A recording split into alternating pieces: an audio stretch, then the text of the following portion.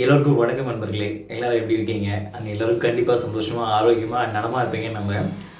இன்றைக்கான தம்ப்நெயில் பார்த்துருப்பீங்க. அதாவது காசி யாத்திரை போகிறதுக்கு முன்னாடி நம்ம என்னென்ன செய்யணும், எங்கே போய் தங்கணும், என்ன விஷயங்கள்லாம் புக் பண்ணணும், என்ன மாதிரி போய் இடங்களில் போய் பார்க்கணும், இந்த ஒரு காசியோட பயணத்தில் என்னுடைய அனுபவம் எப்படி இருந்தது அப்படின்னு சொல்லிட்டு தான் நான் ஃபுல்லாக வீடியோ, அதாவது ஒரு என்னோட எக்ஸ்பீரியன்ஸான வீடியோ தான் நான் போட போகிறேன். ஃபஸ்ட்டு வந்து பார்த்தீங்க அப்படின்னா, இப்போது நீங்கள் காசி யாத்திரை போகிறீங்க அப்படின்னா ஃபஸ்ட்டு ஒரு மைண்டில் வந்து ஃபிக்ஸ் பண்ணிக்கோங்க. என்னன்னா காசி யாத்திரை ஃபஸ்ட்டு போகலாமா அப்படின்னு சொல்லிட்டு எல்லாருக்கும் ஒரு மனசுக்குள்ள ஒரு தயக்கம் இருக்கும். என்னடா இந்த வயசில் எப்படா போகிறது, எல்லோரும் வயசானவங்க தானே போவாங்க, இப்போ சின்ன பசங்கள்லாம் போகிறாங்க, பெரியவங்கெல்லாம் போகிறாங்க, ஒரு என்ன சொல்கிறது மிடில் ஏஜ்லாம் போகிறாங்க, ரொம்ப குழந்தைகளாம் கூட்டிகிட்டு போகிறாங்க அப்படின்னு சொல்லிட்டு எல்லாரும் மனசில் கேள்விகள் இருக்கும். ஃபஸ்ட்டு இதுக்கான விளக்கம் என்ன அப்படின்னா, காசி யாத்திரைன்றது அந்த காலத்தில் ஏன் இப்படி வந்துட்டு வயசானவங்க தான் போகணும், இந்த வயசில் போகக்கூடாது அப்படின்னு சொன்னாங்க அப்படின்னா, ஒரு கிட்டத்தட்ட ஒரு 50-100 வருஷங்களுக்கு முன்னாடி பார்த்தீங்க அப்படின்னா டிரான்ஸ்போர்ட்டேஷன் வசதிலாம் ரொம்ப கம்மிங்க. அதாவது ஒரு நிமிஷம், அதாவது என்னென்னா கொஞ்சம் பக்கத்தில் வந்துட்டு கன்ஸ்ட்ரக்ஷன் ஒர்க் போயிட்டு இருக்குது. ஸோ அதனால் கொஞ்சம் சவுண்ட் வந்து என்ன சொல்கிறது கொஞ்சம் டிஸ்டர்பாக இருக்கிற மாதிரி இருக்கும். நான் முடிஞ்ச அளவுக்கு நல்லா லவுடாக பேசுகிறேன்.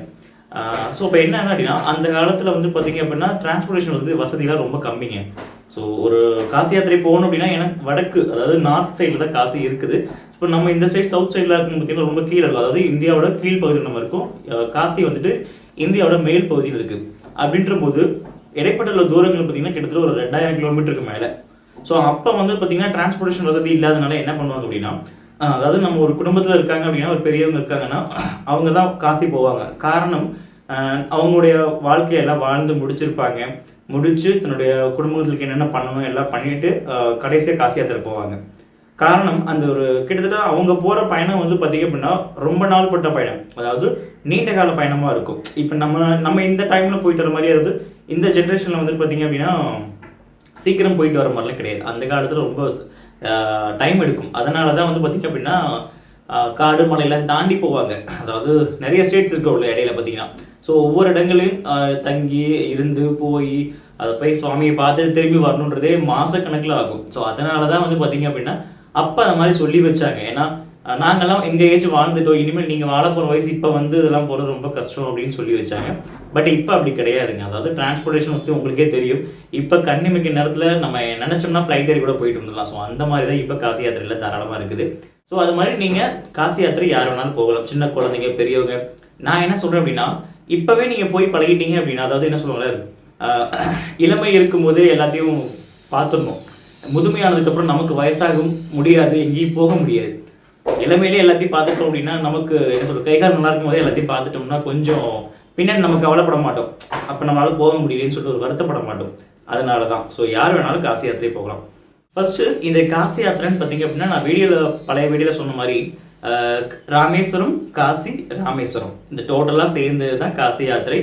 இப்படி தான் பண்ணணுங்க. அது எதுக்காக பண்ணணுன்ற விஷயங்கள்ல நான் வீடியோவில் முன்னாடியே சொல்லியிருக்கேன். மறக்காமல் வீடியோவை பாருங்கள். கண்டிப்பாக நான் என்ன சொல்கிறது கீழே டிஸ்கிரிப்ஷன்லையும் கொடுக்குறேன், மேலே ஐக்கான்லையும் கொடுக்குறேன், நீங்கள் செக் பண்ணி பார்த்துக்கோங்க.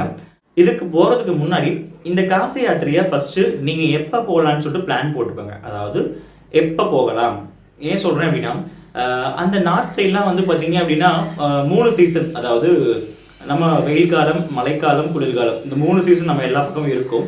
அதில் வந்து பார்த்தீங்க அப்படின்னா மேக்ஸிமம் சில பேர் எப்படி அவங்களுக்கு தோதுவோ அது மாதிரி போவாங்க. ஏன்னா வெயில் காலம் பார்த்திங்கன்னா சீரியஸாக நம்ம சவுத் சைடை விட நார்த் சைடில் வெயில் வந்துட்டு ரொம்ப அதிகமாக இருக்கும். ஸோ அது அந்த டைம் பார்த்திங்க அப்படின்னா இப்போ அந்த பிப்ரவரியிலேருந்து ஏப்ரல் மே வரைக்குமே இருக்கும். அதே மழைக்காலத்தில் ஜூனுக்கு அப்புறம் அக்டோபர் வரைக்கும் பார்த்திங்கன்னா கொஞ்சம் மழை சீசன். ஸோ அதுவும் நம்ம சொல்ல முடியாது. குளிர் சீசன் பார்த்திங்க அப்படின்னா இப்போ நான் போயிட்டு வந்து ரீசெண்டாக இந்த நவம்பர், டிசம்பர், ஜனவரி, ஸோ ஜனவரி, பிப்ரவரி இந்த 4 மாதம் பார்த்திங்க அப்படின்னா குளிர்காலம் இருக்கும். ஸோ இந்த டைம்லையும் போகலாம். ஆனால் எப்போ போனாலும் அதோட அந்தந்த என்ன சொல்கிறது கிளைமேட்டுக்கு ஏற்ற மாதிரி கரெக்டாக அப்படி தான் இருக்கும். அதை நம்ம ஒன்றும் பண்ண முடியாது. உங்களுக்கு இதில் எந்த கிளைமேட் சூட் ஆகுன்றது ஃபஸ்ட்டு நீங்கள் டிசைட் பண்ணிக்கோங்க. டிசைட் பண்ணிவிட்டு ஃபஸ்ட்டு எப்போ போகலான்னு சொல்லிட்டு நீங்கள் பிளான் போட்டுக்கோங்க. அதாவது எப்போ போகலாம், எங்கெங்கே போகலாம், எத்தனை பேர் போகணும் அப்படின்னு சொல்லிட்டு உங்களுக்கு தெரியும். அதெல்லாம் நீங்கள் பிளான் போட்டுக்கோங்க. போட்டுட்டு எதில் போகலான்னு ஃபஸ்ட்டு பிளான் பண்ணிக்கோங்க. நான் வந்து பார்த்தீங்க அப்படின்னா இது வந்துட்டு ஒரு 3 வழியில் போகலாம் எனக்கு தெரிஞ்சு. ஒன்று, இப்போ நீங்கள் ஒரு ஆளாக போகிறீங்க, இல்லை 2 பேராக போகிறீங்க, இல்லை கேங்காக போகிறீங்க, ஃபேமிலியாக போகிறீங்க அப்படின்னா அவங்களோட சாய்ஸ் எது வேணால் போகலாம். என்ன சொல்கிறது, இங்கே தான் ட்ராவல்ஸ் வச்சே போகிறாங்க. அதாவது நம்ம அவங்க சொந்த ஊர்ல இருந்துட்டு டிராவல்ஸ் வச்சுலாம் காசி போகிறாங்க, அப்படியும் போகலாம். அப்படி இல்லைன்னா ட்ரெயினில் போகலாம். ட்ரெயின் வந்துட்டு எல்லாத்துக்குமே கம்ஃபர்டபுள், எல்லாருக்குமே அது ரொம்ப கம்ஃபர்டபுள் தான் ட்ரெயின். அண்ட் ஃப்ளைட் ரொம்ப வசதிகள் இருக்கிறவங்க, அட்லீஸ்ட் இல்லை முடியல டைம் இல்லை போய் பார்க்குறோம் அப்படின்றவங்கள ஃப்ளைட்டையும் சூஸ் பண்ணிக்கலாம். இதில் வந்துட்டு இந்த 3 ஆப்ஷனில் நீங்கள் எது வேணால் சூஸ் பண்ணிக்கலாம். அது உங்களோட வசதிகள் பொறுத்து அது எப்படி இருக்குன்றதை நீங்கள் பார்த்துக்கோங்க. ஸோ இதில் வந்துட்டு நான் சொல்ல போகிறது வந்து பார்த்தீங்கன்னா ட்ரெயின் ஃபெசிலிட்டிஸ். நான் ட்ரெயினில் தான் போனேன். ஃபஸ்ட்டு காசி போகிறதுக்குன்னு பிளான் பண்ணிட்டீங்க அப்படின்னா கிட்டத்தட்ட ஒரு 2 மாதத்துக்கு முன்னாடியே புக் பண்ணணும். பட் நான் வந்துட்டு 1 மந்த்துக்கு முன்னாடி தான் புக் பண்ணேன். என்னன்னா அப்போ 1 மந்த்துக்கு முன்னாடி எனக்கு எல்லாம் கிடச்சிருச்சு, டிக்கெட் எல்லாமே கிடச்சிருச்சு. இன்னொன்று குளிர்காலத்தில் அதிகமாக யாரும் போக மாட்டாங்க, அப்படி தான் நானும் நினச்சிங்க. பட் ஆனால் நிறைய பேர் வர ஆரம்பிச்சிட்டாங்க. குளிர்காலத்தில் நிறைய பேர் சின்ன குழந்தைங்களாம் கூட வர ஆரம்பிச்சிட்டாங்க. ஸோ அந்த குளிர்காலத்தில் நான் ஃபிக்ஸ் பண்ணேன், அதாவது நவம்பரில் நான் புக் பண்ண ஆரம்பித்தேன். ஸோ நவம்பரில் புக் பண்ணி ஆரம்பித்து டிசம்பரோட எண்டில் கிளம்பி ஜான்வரியில் போய் சேர்ந்துட்டேன். இப்படி தான் நான் பண்ணேன். ஸோ ட்ரெயின் நம்ம எங்கேருந்து புக் பண்ணலாம் அப்படின்றத நான் சொல்லிடுறேன். ஏன்னா நான் வந்துட்டு பார்த்தீங்க அப்படின்னா சென்னையிலேருந்தாங்க புக் பண்ணேன். சென்னையிலேருந்து தான் புக் பண்ணேன். ஸோ நீங்கள் எங்கள் தமிழ்நாட்டில் எங்கே இருந்தாலும் சரி அல்லது கேரளாவிலையும் சரி, ஃபஸ்ட்டு உங்கள் ஊரில் இருந்துட்டு ட்ரெயின் ஃபெசிலிட்டிஸ் அவைலபிளாக இருக்கான்னு செக் பண்ணிக்கோங்க. அப்படி இல்லைன்னா சென்னை தாராளமாக ரீச் ஆகுங்க. நான் சென்னையிலேருந்து ட்ரெயின் சொல்கிறேன். காசிலேருந்து பார்த்தீங்கன்னா காசிக்கு டிக்கெட் வந்து பார்த்தீங்கன்னா ஒரு 3 ஸ்டேஷன் இருக்குது. அதாவது வாரணாசி, பனாரஸ் அண்ட் காசி. அது இல்லாமல் டிடியூன்னு சொல்லிட்டு தீன் தயாளு உபாத்யாய் ஜங்ஷன் சொல்லுவாங்க. இந்த ஒரு 4 ஸ்டேஷன்ஸ் இருக்குது. இதில் காசி ஜங்ஷன் வந்துட்டு கொஞ்சம் ரேருங்க. காசிக்கு டைரெக்டாக போகிற வண்டி ரேர். பட் இந்த வாரணாசி, பனாரஸ், டிடியூக்குள்ள நிறைய ட்ரெயின்ஸ் இருக்குது. ஸோ இந்த ட்ரெயினில் போனீங்கன்னா நிறையனா ரொம்ப நிறைய இல்லைங்க, ஒரு 3-4 ட்ரெயின்ஸ் இருக்குது. அந்த ட்ரெயினில் போனீங்கன்னா தாராளமாக ரீச் ஆகலாம். இன்னொன்று, இந்த காசி ட்ரிப்பில் வந்து பார்த்தீங்க அப்படின்னா காசின்னு சொல்கிறீங்க, பனாரஸ் சொல்கிறீங்க, வாரணாசி சொல்கிறீங்க, இதெல்லாம் என்ன பிளேஸ் அப்படின்னு கேட்டிங்கன்னா எல்லாமே ஒரே ஸ்டேஷன், அதாவது ஒரே ஊருக்கு இருக்கக்கூடிய ஸ்டேஷன் தான். இப்போ எப்படின்னா சென்னை எங்கே இருக்குது, சென்னையிலேருந்து எக்மோர் எங்கே இருக்குது, எக்மோர்லேருந்து பெரம்பூர், அப்புறம் அம்பத்தூர், ஆவடி, இந்த மாதிரிலாம் சொல்கிறாங்க பார்த்தீங்களா, அந்த மாதிரி தள்ளி தள்ளி இருக்கக்கூடிய ஸ்டேஷன் தான் அது இதெல்லாம். ஸோ இப்போ நீங்கள் தாராளமாக இந்த 3 ஸ்டேஷனில் எங்கே வேணால் டிக்கெட் எடுத்துக்கலாம். அதாவது வாரணாசி, பனாரஸ், அப்புறம் தீன் தயாள் உபாத்யாய் ஜங்ஷன், இந்த 3மே. இதில் வந்து பார்த்தீங்கன்னா கொஞ்சம் காசி பிளேஸை விட தள்ளி இருக்கக்கூடிய ஸ்டேஷன் பார்த்தீங்க அப்படின்னா டிடியூன்னு சொல்லுவது அந்த தீன் தயாள் உபாத்யாய் ஜங்ஷன். இந்த ஸ்டேஷன் வந்து பார்த்தீங்கன்னா காசிலேருந்து ஒரு 15-16 கிலோமீட்டருக்கு பக்கத்தில் இருக்குது. மற்ற ஸ்டேஷன்லாம் பார்த்தீங்கன்னா ஒரு 3-4 கிலோமீட்டர் தொலைவில் தாங்க இருக்குது. ஸோ இப்படி நீங்கள் பிளான் பண்ணிக்கோங்க. எந்த ஸ்டேஷன் உங்களுக்கு வேணும்னு சொல்லிட்டு நீங்கள் பிளான் பண்ணிக்கோங்க. அண்ட் இன்னொன்று, இந்த ட்ரிப்பில் வந்துட்டு சில பேர் வந்துட்டு என்ன பண்ணுவீங்க அப்படின்னா டைரெக்டாக ராமேஸ்வரத்தில் கிளம்புறாங்க சரி, அல்லது அவங்க வீட்டில் கிளம்புறவங்க. நான் வந்து போன மெத்தட் வந்து பார்த்தீங்கன்னா டேரெக்டாக காசி போயிட்டு தான் மற்ற பிளேஸுக்கு போனேன். மற்றவங்க சில பேர் போகிறவங்க டைரெக்டாக அலகாபாத், அதாவது திருவேணின்னு சொல்லுவாங்க, பிரயாக்ராஜ் பேர் மாற்றிட்டாங்க. ஃபஸ்ட்டு தான் அலகாபாத், இப்போ பிரயாக்ராஜுக்கு மாற்றிட்டாங்க. ஸோ அந்த பிளேஸுக்கு போயிட்டு அதுக்கப்புறம் காசி, அப்புறம் கயா, இந்த மாதிரிலாம் பிளேஸ் போவாங்க. நான் வந்துட்டு இதில் கயா சொல்லலை, காரணம் வீடியோவில் ஆல்ரெடி சொல்லியிருப்பேன். ஸோ கயா போகிறவங்க தனியாக பிளான் போட்டு வச்சுக்கோங்க, அதை நீங்கள் எப்படி போகிறீங்கன்னு. நம்ம கவர் பண்ண வேண்டியது காசி அண்ட் பிரயாக்ராஜ், இந்த 2 பகுதிகள் மட்டும்தான். ஸோ நான் வந்துட்டு காசி வழியாக தான் போனேன். ஆனால் எல்லா ட்ரெயினும் பார்த்தீங்க அப்படின்னா பிரயாக்ராஜ் போய் தான் போகும். ஒரு சில வண்டி தான் டேரெக்டாக இப்படி போயிடும், பிரயாக்ராஜ் போகாமல் இப்படி போயிடும். நீங்கள் சப்போஸ் திருவேணி போகிறீங்க அப்படின்னு சொன்னீங்கன்னா கூட நீங்கள் டைரெக்டாக என்ன சொல்கிறது, பிரயாக்ராஜ் இறங்கிட்டு அதுக்கப்புறம் வாரணாசி, பனாரஸ் அப்படி கூட நீங்கள் போய்க்கலாம். ஏன்னா ட்ரெயின் வந்து பார்த்தீங்க அப்படின்னா பிரயாக்ராஜ் போய் தான் அந்த பக்கம் வாரணாசி, பனாரஸ்லாம் போகும். நீங்கள் அந்த மாதிரி பிளான் போட்டுக்கலாம். ஸோ நான் ஃபஸ்ட்டு போகிறத சொல்லிடுறேன். ஸோ சென்னையில் இருந்துட்டு 2 வண்டி சொன்னேன். அதாவது சென்னை சென்ட்ரல் வந்து பார்த்தீங்கன்னா 2 வண்டி இருக்குங்க. 2 வண்டி பார்த்தீங்க அப்படின்னா ஒன்று Madras Chennai central to Gaya express இருக்குது. ஸோ அது வந்து பார்த்தீங்கன்னா சென்னை சென்ட்ரல்லேருந்து டிடியூ உபாத்யாய் ஜங்ஷன் வரைக்கும் போகும். ஸோ அந்த வண்டி வீக்லி ஒன்ஸ் தான் இருக்குது. அது டியூஸ்டே மட்டும் அந்த வண்டி போகும். அது சென்னை சென்ட்ரல்லேருந்து கிளம்பும். அண்ட் இன்னொன்று வந்து பார்த்தீங்க அப்படின்னா கங்கா காவிரி. ஸோ இந்த வண்டி தான் நான் புக் பண்ணி போனது. ஸோ இந்த கங்கா காவிரியுமே பார்த்தீங்க அப்படின்னா வீக்லி ட்வைஸ் இருக்குது. அதாவது வாரத்தினுடைய திங்கட்கிழமையும் அண்ட் சனிக்கிழமையும் இருக்குது. ஸோ இந்த வண்டி டைரெக்டாக வாரணாசி வரைக்கும். இந்த ஆக்சுவலாக இந்த ட்ரெயின் வந்து பார்த்தீங்க அப்படின்னா எங்கே இருந்ததுன்னா சென்னை சென்ட்ரல்லேருந்து சாப்ரா அப்படின்னு சொல்லிட்டு ஒரு ஏரியா. ஸோ அதாவது நம்ம வாரணாசிலாம் தாண்டி போகக்கூடிய ஒரு ஏரியா, அந்த ஊர் வரைக்கும் போகும். பட் நீங்கள் முன்னாடி இறங்கிற மாதிரி இருக்கணும். ஸோ இந்த வண்டி கொஞ்சம் ரெகுலர், மேக்ஸிமம் இந்த வண்டியில் தான் எல்லாரும் போவாங்க. இந்த 2 வண்டிங்க. இது இல்லாமல் சென்னை எக்மோர்லேருந்து ஒரு வண்டி இருக்குது. அதாவது நம்ம ராமேஸ்வரத்துலேருந்து வரக்கூடிய வண்டி. ராமேஸ்வரம் டு வாரணாசி போகக்கூடிய ஒரே ஸ்ட்ரைட் வண்டி. அதுதான் ஸ்டார்ட் டு எண்ட் வரைக்கும் கரெக்டாக போகும். அந்த வண்டி பார்த்தீங்க அப்படின்னா சென்னை எக்மோர்ல இருந்துட்டு கூடலூர் வழியாக போயிடும். ஸோ நீங்கள் அந்த வண்டியை புக் பண்ணிக்கலாம். அண்ட் இன்னொன்று, ராமேஸ்வரத்துலேருந்து ட்ரிப் ஆரம்பிக்கிறவங்க அந்த வண்டியை சூஸ் பண்ணிக்கோங்க. ஏன்னா அந்த வண்டி இப்போது ராமேஸ்வரத்தில் மண்டபத்துலேருந்து கூட கிளம்பும்னு நினைக்கிறேன். ஏன்னா இப்போ ராமேஸ்வரத்தில் சப்போஸ் அந்த பாலம் ரயில்வே பாலம் முடிஞ்சது அப்படின்னா ராமேஸ்வரத்துலேருந்து கிளம்பும். ஆனால் அதுக்கு முன்னாடி இப்போ ராமேஸ்வரத்தோட முன்னாடி இருக்கக்கூடிய மண்டபத்துலேருந்து தான் அந்த ட்ரெயின் கிளம்புது. அந்த ட்ரெயின் பார்த்துக்கோங்க. ஓகே, இது 2 ஓகே. இது இல்லாமல் சென்னையோட பக்கத்து ஸ்டேஷன் மாதிரி நம்ம பெரம்பூர் தெரியும். அந்த பெரம்பூர்லேருந்து பார்த்தீங்க அப்படின்னா 2-3 வண்டிகள் வரும். அது எப்படின்னா நம்முடைய கேரளத்துலேருந்து வரக்கூடிய எர்ணாகுளம் பாட்னா எக்ஸ்பிரஸ் அந்த வண்டியும் பெரம்பூர் வழியாக தான் வரும். ஸோ அதிலே நீங்கள் தாராளமாக புக் பண்ணிக்கலாம். அப்படி இல்லைன்னா சங்கமித்ரா எக்ஸ்பிரஸ்ன்னு சொல்லிட்டு இருக்கும் அந்த வண்டி. ஸோ மற்ற வண்டிலாம் பார்த்தீங்கன்னா வீக்லி ஒன்ஸ் தான் இருக்கும். இதில் சங்கமித்ரா வந்துட்டு டெய்லியும் இருக்கும். அப்புறம் நான் சொன்ன கங்கா காவேரி வீக்லி ட்வைஸ் இருக்குங்க. ஸோ இப்போ இந்த சங்கமித்ரா வண்டி பார்த்தீங்கன்னா டெய்லி இருக்கும். பட் ஆனால் அந்த வண்டி ரொம்ப ரஷ்ஷாக இருக்கும். காரணம் என்னென்னா பெங்களூர்லேருந்து டேரெக்டாக தீன் தயாளுக்கு போகிற வண்டி. ஸோ அந்த வண்டி பார்த்தீங்கன்னா கொஞ்சம் கூட்டமாக தான் இருக்கும். அதை நீங்கள் பார்த்து உங்களுக்கு ஏற்ற மாதிரி பிளான் போட்டுக்கோங்க. ஸோ நான் சொல்கிறது மேக்ஸிமம் கங்கா காவேரி உங்களுக்கு கிடச்சிச்சின்னா பெஸ்ட்டு. அப்படி இல்லைன்னா ராமேஸ்வரம் டு வாரணாசி போகிற வண்டி கிடச்சிச்சின்னா பெஸ்ட்டு. அப்படி இல்லைன்னா எர்ணாகுளம் டு பாட்னா போகிற வண்டி அது கிடைச்சாலும் உங்களுக்கு பெஸ்ட்டு.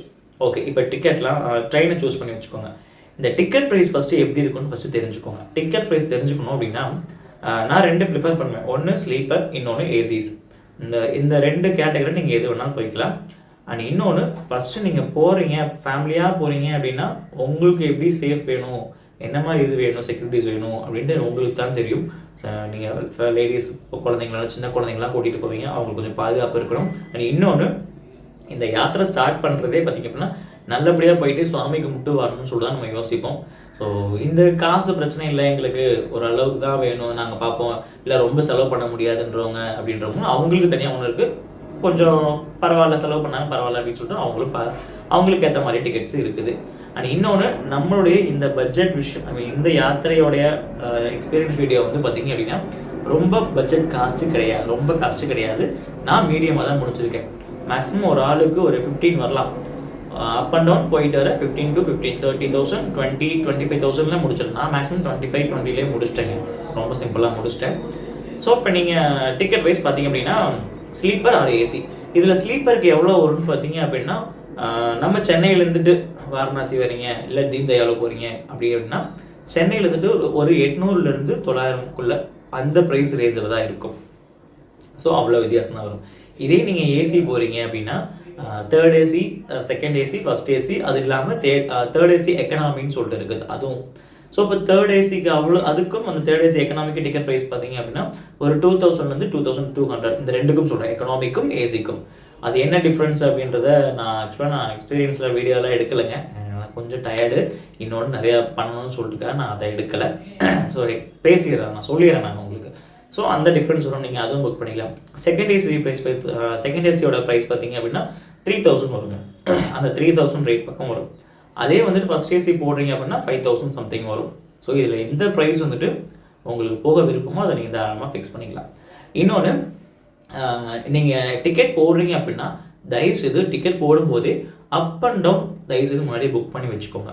ஏன்னா திருப்பி ரிட்டர்ன் வரதுக்கெல்லாம் ட்ரெயின் வந்துட்டு சீரியஸாக கிடைக்கிறதில்ல. ஏன்னா போகும்போதே எல்லாத்தையும் புக் பண்ணி வச்சிட்டிங்கன்னா மட்டும்தான். அதனால தான் ட்ரெயின் டிக்கெட்டை ஃபஸ்ட்டு நான் சொல்லிடுறேன். So up and down train டிக்கெட்டில் எல்லாமே புக் பண்ணி வச்சுக்கோங்க. அண்ட் இன்னொன்று, நான் வந்துட்டு காசி போயிட்டு தான் பிரயாக்ராஜ் போகிறேன்னு சொன்னேன், கரெக்டுங்களா? திரிவேணி சங்கம் போகிறேன்னு சொன்னேன்.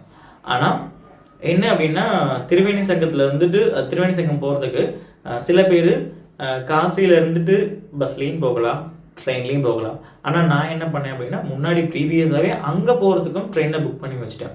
ஏன்னா காசியில் இருந்துட்டு பிரயாக்ராஜ் பார்த்தீங்க அப்படின்னா ஒரு 140 கிலோமீட்டர் வரும். அதே காசியிலேருந்து அதுமாதிரி வாரணாசி, ஸோ அந்த பிளேஸில் இருந்துட்டு கயா பார்த்தீங்க அப்படின்னா ஒரு 250 கிலோமீட்டர் வருங்க. ரெண்டுக்கு டிஃப்ரென்ஸ். அதாவது காசி மிடில், இந்த பக்கம் பிரயாக்ராஜ் 140 கிலோமீட்டர், இந்த சைட் கயா ஒரு 250 கிலோமீட்டர் வரும். ஸோ அப்படின்ற போது நான் கயா போகலை, அது போகணும்னா நீங்கள் அதுக்கு தனியாக ட்ரெயின் புக் பண்ணிக்கோங்க. நான் போனது பிரயாக்ராஜுக்கு. ஸோ அப்போ நான் என்ன பண்ணேன் அப்படின்னா பிரயாக்ராஜுக்கு போகிறதுக்காக சென்னையிலேருந்துட்டு வாரணாசியில் இருந்துட்டு நான் அதுக்கும் train up and down ticket book பண்ணி வச்சேன். பட் என்னன்னா புக் பண்ணி வச்சுட்டேன், அங்கே போய் ட்ரெயினை கேன்சல் பண்ணிட்டேங்க. காரணம்னா அது கொஞ்சம் பனி ரொம்ப இதாக இருந்தது. ட்ரெயின் எல்லாமே ரொம்ப லேட்டுங்க. நார்த் சைடில், நம்ம சைடு சவுத் சைடில் தான் ட்ரெயின்லாம் கட்டினா அந்த டைம் கரெக்டாக ஃபாலோ பண்ணுறாங்க. பட் அங்கே வந்து பார்த்திங்க அப்படின்னா ட்ரெயின் கொஞ்சம் ரொம்ப லேட்டு, கொஞ்சம் இல்லை ரொம்பவே லேட்டு தான். கிட்டத்தட்ட ஒரு ட்ரெயின்லாம் 10 மணி நேரம், 8 மணி நேரம், 7 மணி நேரம்லாம் கழிச்சு வருது. என்னோடய ட்ரெயின்லாம் நான் டிக்கெட் அங்கே வாரணாசிலேருந்து சொல்கிறேன், அங்கேருந்து புக் பண்ணதெல்லாம் 6 மணிக்கு ட்ரெயின்னா 10 மணி 10:30க்கு போட்டாங்க. எனக்கு அவ்வளோ நேரம்லாம் வெயிட் பண்ண, ஏன்னா நம்ம வந்து ஷெட்யூல் பண்ணி போட்டு வச்சுருப்போம். இங்கே போகணும், இங்கே வரணும்னு சொல்லிட்டு போட்டு வச்சுருப்போம். அது மாறும்போது நமக்கு எல்லா பக்கம் பிளான் இடிக்கும். அப்படின்ற போது நான் என்ன பண்ணிட்டேன், அந்த ட்ரெயினை கேன்சல் பண்ணி அது டிக்கெட் அந்த அமௌண்ட்டை வாங்கிட்டு காசிலேருந்து பஸ்ஸு புக் பண்ணிட்டேன். ஸோ நீங்கள் அந்த மாதிரி போகிறவங்களும் அந்த பஸ்ஸுலேயும் போகலாம். என்னென்னா பஸ்ஸில் போனீங்கனாலும் கொஞ்சம் உங்களுக்கு ஒரு புது அனுபவமாகவும் இருக்கும், அங்கே எப்படி இருக்குன்னு சொல்லிட்டு. ஸோ அதுக்கேற்ற ப்ரைஸும் நீங்கள் பார்த்து அங்கே போய்ட்டு நீங்கள் உங்களோட எப்படி உங்களுக்கு கன்வீனியன்ட்டோ நீங்கள் பார்த்து சூஸ் பண்ணி வச்சுக்கோங்க. சரி, ஓகே. இந்த train tickets up and down எல்லாமே ஓரளவுக்கு முடிஞ்சுதுங்க. இப்போ இப்போ அங்கே போனால் நம்ம எங்கே தங்கணும், இந்த ஒரு பிளான் இருக்குல்ல, எல்லாத்துக்கும் கண்டிப்பாக இருக்கும். ஏன்னா நம்ம ஊர்லேருந்து போகிறோம், தமிழ்நாட்டிலேருந்து போகிறோம், சாப்பாடு கரெக்டாக கிடைக்குமா, தங்குற இடம் எப்படி இருக்கும், கொஞ்சம் பட்ஜெட் வைஸாக எங்களுக்கு வேணும், ரொம்ப காஸ்ட் வைஸாக எங்களுக்கு வேண்டாம் அப்படின்னு சொல்லிட்டு நிறைய பேர் யோசிப்பீங்க. ஸோ ஃபஸ்ட்டு உங்களுக்கு பட்ஜெட் வைஸ் வேணும் அப்படின்னா தயவுசெய்து மடங்களை சூஸ் பண்ணுங்கள். ஏன்னா தமிழ்நாட்டு மடங்கள் மட்டும் இல்லாமல் ஆந்திரா மடங்கள்லாம் நிறையா, தெலுங்கு மடங்கள்லாம் நிறையா இருக்குதுங்க. ஸோ அந்த மடங்களை சூஸ் பண்ணிக்கோங்க. அப்படி இல்லை அப்படின்னா ஹோட்டல் ரூம்ஸ் எல்லாம் புக் பண்ணிக்கிறாங்க, பெரிய பெரிய ஹோட்டல், இந்த ஓயோ இந்த மாதிரிலாம் இருக்குல்ல, அந்த மாதிரிலாம் ஹோட்டல்ஸ் புக் பண்ணிக்கணும், அதுவும் புக் பண்ணிக்கலாம். அது உங்களோட என்ன சொல்கிறது, உங்களுடைய பட்ஜெட் வைஸ் பொறுத்து அதை வச்சு நீங்கள் பார்த்து போட்டுக்கோங்க, பிளான் போட்டுக்கோங்க. தென் இந்த ஹோட்டலில் வந்துட்டு நான் இங்கே போய் தங்கினேன்னு சொல்லிக்கிறேன். நான் வந்துட்டு ரூம் புக் பண்ணது வந்து பார்த்தீங்க அப்படின்னா, நான் ஆக்சுவலாக நான் ஒரு இடத்துல புக் பண்ணல, 2 இடத்துல புக் பண்ணி வச்சிட்டேன். இந்த 1 மந்த்துக்கு முன்னாடி எல்லாமே நான் சொல்கிறதும் எல்லாமே 1 மந்த்துக்கு முன்னாடியே நான் புக் பண்ண சொல்லிட்டு இருக்கேன். ஆனால் எல்லோரும் கண்டிப்பாக 2 மாதம் கிடச்சா புக் பண்ணிக்கோங்க. ஸோ இந்த 1 மந்த்துக்கு முன்னாடி நான் என்ன பண்ணேன், 2 இடத்துல புக் பண்ணேன். ஒன்று வந்துட்டு எனக்கு தெரிஞ்ச மடம், 2 மடம் எனக்கு தெரியும். இன்னொரு மடம் நான் பார்த்தேன், ஆனால் பேரை நோட் பண்ணலை, நான் அந்த இடம் மட்டும் சொல்கிறேன். ஸோ 2 மடம் பார்த்திங்கன்னா, ஒன்று வந்துட்டு குமாரசாமி மடம் அப்படின்னு சொல்லிட்டு நம்முடைய காசியில் கேதார்காட் பக்கத்தில் இருக்குது. நான் வீடியோவில் பார்த்துருப்பீங்களா, அந்த கேதார்காட் ஒட்டின மாதிரியே இருக்குது. அதாவது ரிவர் சைட்லேயே அந்த அந்த மடம் இருக்குது. ஸோ அங்கேயும் நான் புக் பண்ணிட்டேன். அது இல்லாமல் நாட்டுக்கோட்டை சத்திரம் சொல்லக்கூடிய அங்கேயும் நான் புக் பண்ணி ரூமை வச்சுட்டேன். எதுக்குடா 2 புக் பண்ணி நினைக்காதீங்க, ஏன்னா ஃபஸ்ட் டைம் போகிறேன், அங்கே எப்படி என்னென்னு எனக்கு தெரியாது. ஏன்னா நான் இண்டிவிஜுவலாக போகிற ட்ரிப் இது. ஸோ யாரோட கைட்லைன்ஸ் கிடையாது. ஆனால் போயிட்டு வந்து வரணும்ல, கொஞ்சம் சிரமம் இல்லாமல் பண்ணுறதுக்காக 2யுமே புக் பண்ணி வச்சிட்டேன். ஆனால் யாரும் பைசா வாங்கலை. நீங்கள் கால் பண்ணி இந்த மாதிரி வரோங்க, எத்தனை பேர் வரோங்க, என்ன விஷயங்கன்னு அவங்ககிட்ட சொல்லிடணும். அங்கே போயிட்டு தான் உங்களுக்கு டேரெக்டாக அமௌண்ட்லாம் நீங்கள் கொடுக்குற மாதிரி இருக்கும். ஸோ இந்த ரூம் வந்து தயவுசெய்து புக் பண்ணிக்கோங்க. புக் பண்ணிவிட்டு நான் பண்ணது வந்து பார்த்திங்கன்னா 2 இடம் சொன்னேன். ஸோ இந்த 2 இடத்துல அந்த ப்ரைஸ் வைஸ் பார்த்திங்க அப்படின்னா மடங்களில் கொஞ்சம் கம்மியாக இருக்கும். ரூம் வைஸ் இந்த ஹோட்டல்ஸில் போனீங்கன்னா கொஞ்சம் அதிகமாக இருக்கும். இன்னொன்று, நான் ஏன் மடங்களை சூஸ் பண்ணேன் அப்படின்னா, நம்முடைய தமிழ்நாட்டு சாப்பாடுகள், நம்ம சவுத் சைடு இந்தியன் சாப்பாடுலாம் அங்கே தான் கிடைக்கும் பக்கத்தில்.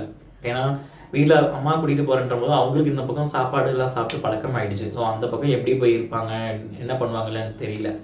ஸோ அதனால் அந்த வேணுட்டுக்காகவே என்ன பண்ணேன், ஃபுட்டுக்கு நம்ம ஊர் ஃபுட்டு கிடைக்கிற மாதிரி இந்த 2 இடங்களுமே நான் பார்த்து சூஸ் பண்ணி வச்சுட்டு, ஸோ 2மே கால் பண்ணி அட்டன் பண்ணாங்க, புக் பண்ணி சொல்லிட்டேன்.